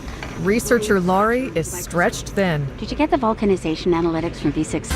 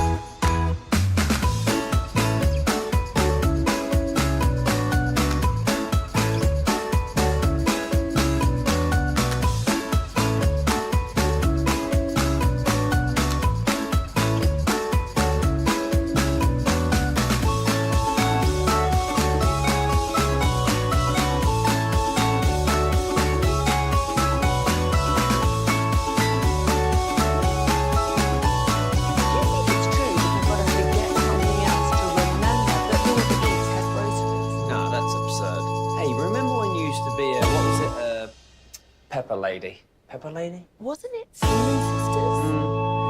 Basil Babes. Saffron Squad? Nutmeg Maidens? Paprika? No. Nutmeg Maidens? I just said that. Was it Spice Girls? Doesn't sound right. Was it Saffron Squad?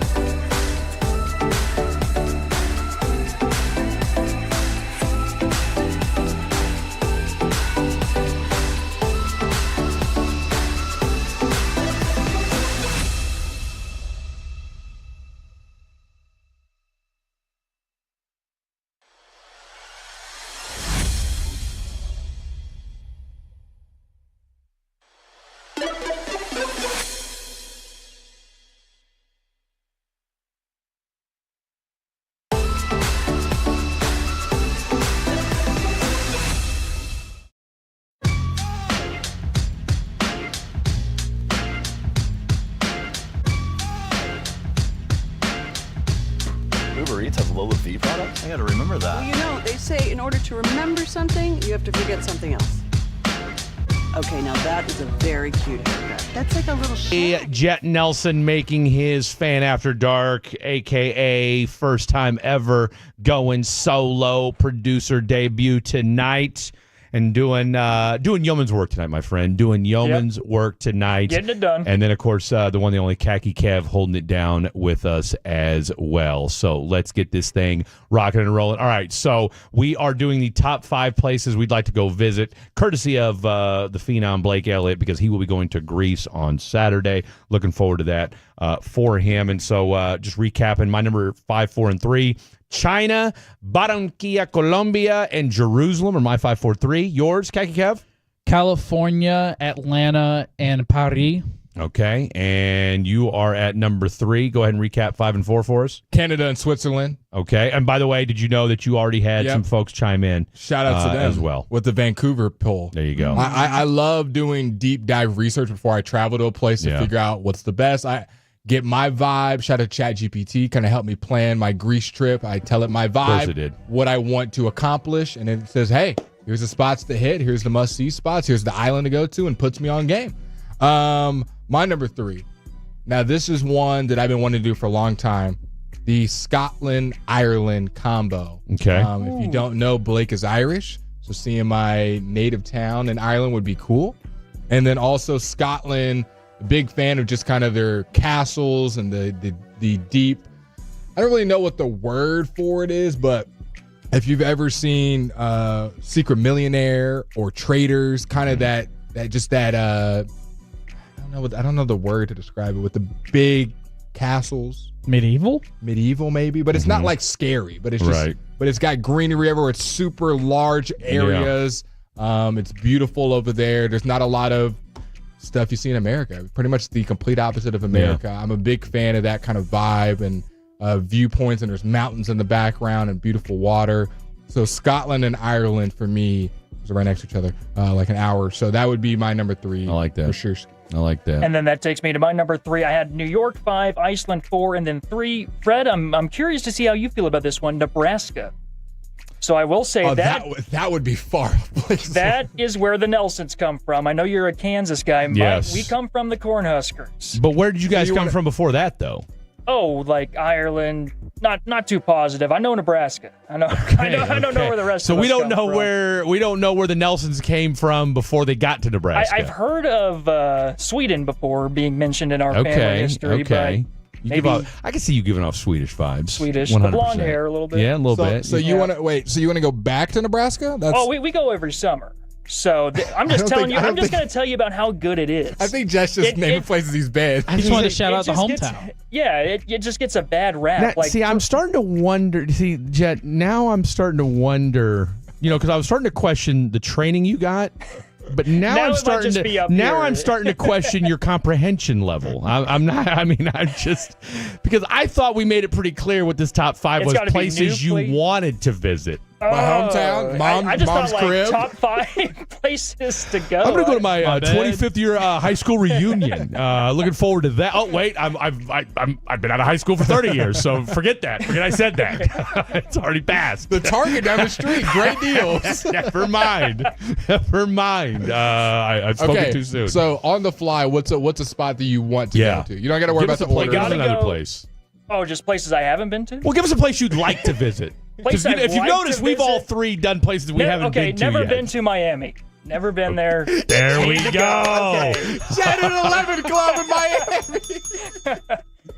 Get him on a yacht. Just the Cuban food, the culture. You and Walter Clayton. He too wanted to go to Miami. So, okay. I'm not crying, think we're starting to get the gist of this segment. There all we right. go. So, have you been to number 2 already as well? And number 1. Okay, so I'll tell you what, here's what we're going to do. I want you to go ahead and scratch those out. Okay. And come up with 2 that you haven't been to that you want to go to. Okay. All right. Did you write your own vows? I did, yeah. Yep. I want you to bring those in the next time you do our show. I can do that. We know it did not follow the haiku. I want you. It's been a hell of a night for Jet broke Nelson. the word limit. It has been a hell of a night. Where did you go? What college did you graduate from? University of Texas at Arlington. Okay. That could be why. What's the acceptance rate there? Close to like 75, 100%? I think. Is it higher than UNT's? It might be. I mean, they're like, well, engineering school. Yeah. I don't know. Well, no, you didn't go to the engineering school, did you? No, bro. Okay. That would have all the engineering students communication department. That's why. The UTA engineering department's like, listen, that producer you guys have on your show. That's not for No, mine. we gotta have a love for Jet Nelson. All right, you come up with those 2. We'll circle back to you, as the kids say. All right, number 2, Blake Elliott. My number 2, and I'm gonna do. Can I do a 2A 2B? You're saying honorable mention. Look, at this point, whether you've been there or not, doesn't matter. These places are super far away from each other. 2 completely different vibes, but with you as well. I Jerusalem. Okay. Let's get the history in there. Let's go. I want to see it all. Let's do Give it. me in Bethlehem. Let's do it. And then just touristy vibes. I love watching anime. Give me Tokyo. Give me in Japan. I want to see all the vibes. I like it. I want to get into. And I be seeing videos all the time on my. We can meet up because I'm going to be in China. Yeah. So while I'm in China, you're in Japan. Yes. Let's meet halfway in Taiwan. No, I'm going to do Japan before I'm 30. No, absolutely. That definitely seems like a French trip. Like a lot of people. Which, by the way, you're still closer to 21 than you are to 30, so you got a little bit of time. Yes, I would love to just ingratiate. That's one where I'd want to be there a while. Yeah. Ingratiate myself in the culture. You need to watch the movie, and since you're a single man now. Yeah. A good first or second date. Man, you don't want to watch a movie on a first date. Bullet Train? No. That movie's terrible. What? No, I bad watched. take, I watched. bad 10, I watched 10 minutes of it. I was like, Bad this is awful. take. It's a Bill Murray movie. Why can't I think of it? Lost in Translation. Okay. A dynamite Scarlett Johansson, and I'll just leave it at that. Okay. All right, number 2. My number 2, this would be no surprise to people who are really close to me. Give me visiting the Monegasque, going to Europe, going to Monaco. Okay. And you already know why. Yeah, because you're an Gotta go F1 see that nerd. F1 race. That's a great pick. By the way, the reason why I said Lost in Translation, because the movie's based in Japan. Let's do it. Okay. And I think you, of all people, would like that movie. Okay. But I did have Tokyo on my honorable mention, so maybe I'll just throw that on there. Too. I like that too. So we all had a little Tokyo, Japan, We China actually vibe. do. Tokyo Drift, absolutely. Tokyo Drift. Get some knockoff Jordans or something. Absolutely, we're buying knockoff Jordans. We're gonna be on the street vendors, crazy. Yeah, we are. One of my down the street. I'm gonna do 2A, 2B in honor of Blake Elliott, and just because I left this off my list and I got to add to it. 2A, Wales. Ooh, because that's a new where one. the original Fred Davis is from. There you go. Okay. So we all kind of put where we're from. Absolutely. I don't know where I'm from. I got to do that. So you and Jet don't know. Apparently you and Jet are from. I got to do it. 23 no idea, and I don't know if I would go that route. What did he say? 20. Well, he said 23 and me. I wouldn't do that if I was you. So how do I know where I'm from? Well, ask your dad. Ask your parents. Ask your parents. 23. I think I have some Native American heritage somewhere. Doesn't everybody? I think I'm part Cherokee, actually. I can say it. I can say it. Say what, Blake? Say what? I'm a Navajo. No, here's why I wouldn't do the 23andMe. Seriously. Because which group was I think it was 23andMe that went bankrupt. Yeah. And here's the thing. You've now given all your information, not all just of it. Literally all of it, and you don't know who's going to buy it and what they're going to do with that information. Right? Didn't they already sell it? Oh, well, I think they're when you're when you go through bankruptcy, you're trying to reorganize and what have you. To Red Lobster.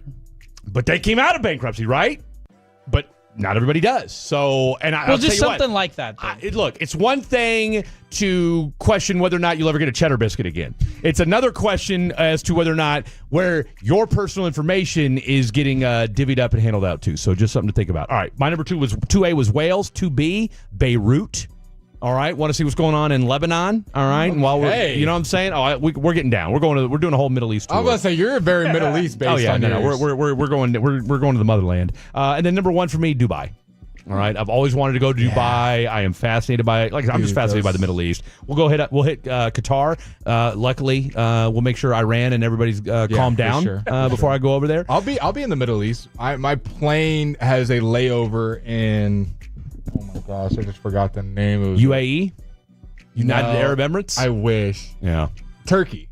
Ooh, Istanbul? Istanbul. There you go. Okay. That's exactly where it is. Tell you what. That's exactly where it is. Turkish women. I'm good, right? Turkish women. I'm good, right? As far as what, in Istanbul? What are you talking about? I'm good in Istanbul, right? Well, I mean, you're not leaving. You're just going to go from one end of the airport to the other. Yeah. Well, I mean, how long's your layover? The first one's just an hour. I think the second one's a little bit lengthier coming back. You're fine, dude. It's Istanbul. I know that. Mom was a little weary. I said, I think I'm good. No, you guys are fine. I was like, we're not going into the town and staying for a week. Istanbul. No, man, Istanbul. Like I said, heard it's a huge airport. It's one of the bigger international. No, it absolutely is. And I want to say it got bombed. And I'm not trying to. That's what I just said. I want to say it's one of the main targets. No, don't say I want to say the threat level has died down, but just head on a swivel while you're there. Now boarding terminal. Oh my God! Oh, fortune favors the bold. What? Blake and Kim, your flight will be delayed. That's right. We do have a B-2 bomber. Like I said, I dated a Turkish gal once, but she since blocked me. Anyway, that's another story for another day. All right, you're number 1. My number 1 is via probably on a boat of some sort, maybe a cruise, possibly more likely a cruise on a West Side boat. Bahamas. I'd like to go to the Bahamas. Okay. I feel like that's Cruise 101 right there. The Bahamas. Yeah. A lot of them, you'll hit that. That'd be a fun spot. Almost went a couple. It's never too late. It's never too late. Are you going to shave your face before you go? Yeah, I'll go. Or shave your chin? I'll shave my face. Please do. Please do. And then in honor of Jet, I will throw on my honorable mention. I do want to visit my bed at some point this week. If it's that rare, yeah.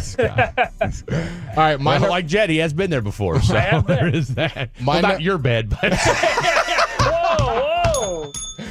We got about a minute before we gotta get here anyways. My number one, I'm finishing my European tour. Give me France and Italy, hitting up Chateau, I like it. getting on the wine, getting on the Amalfi Coast.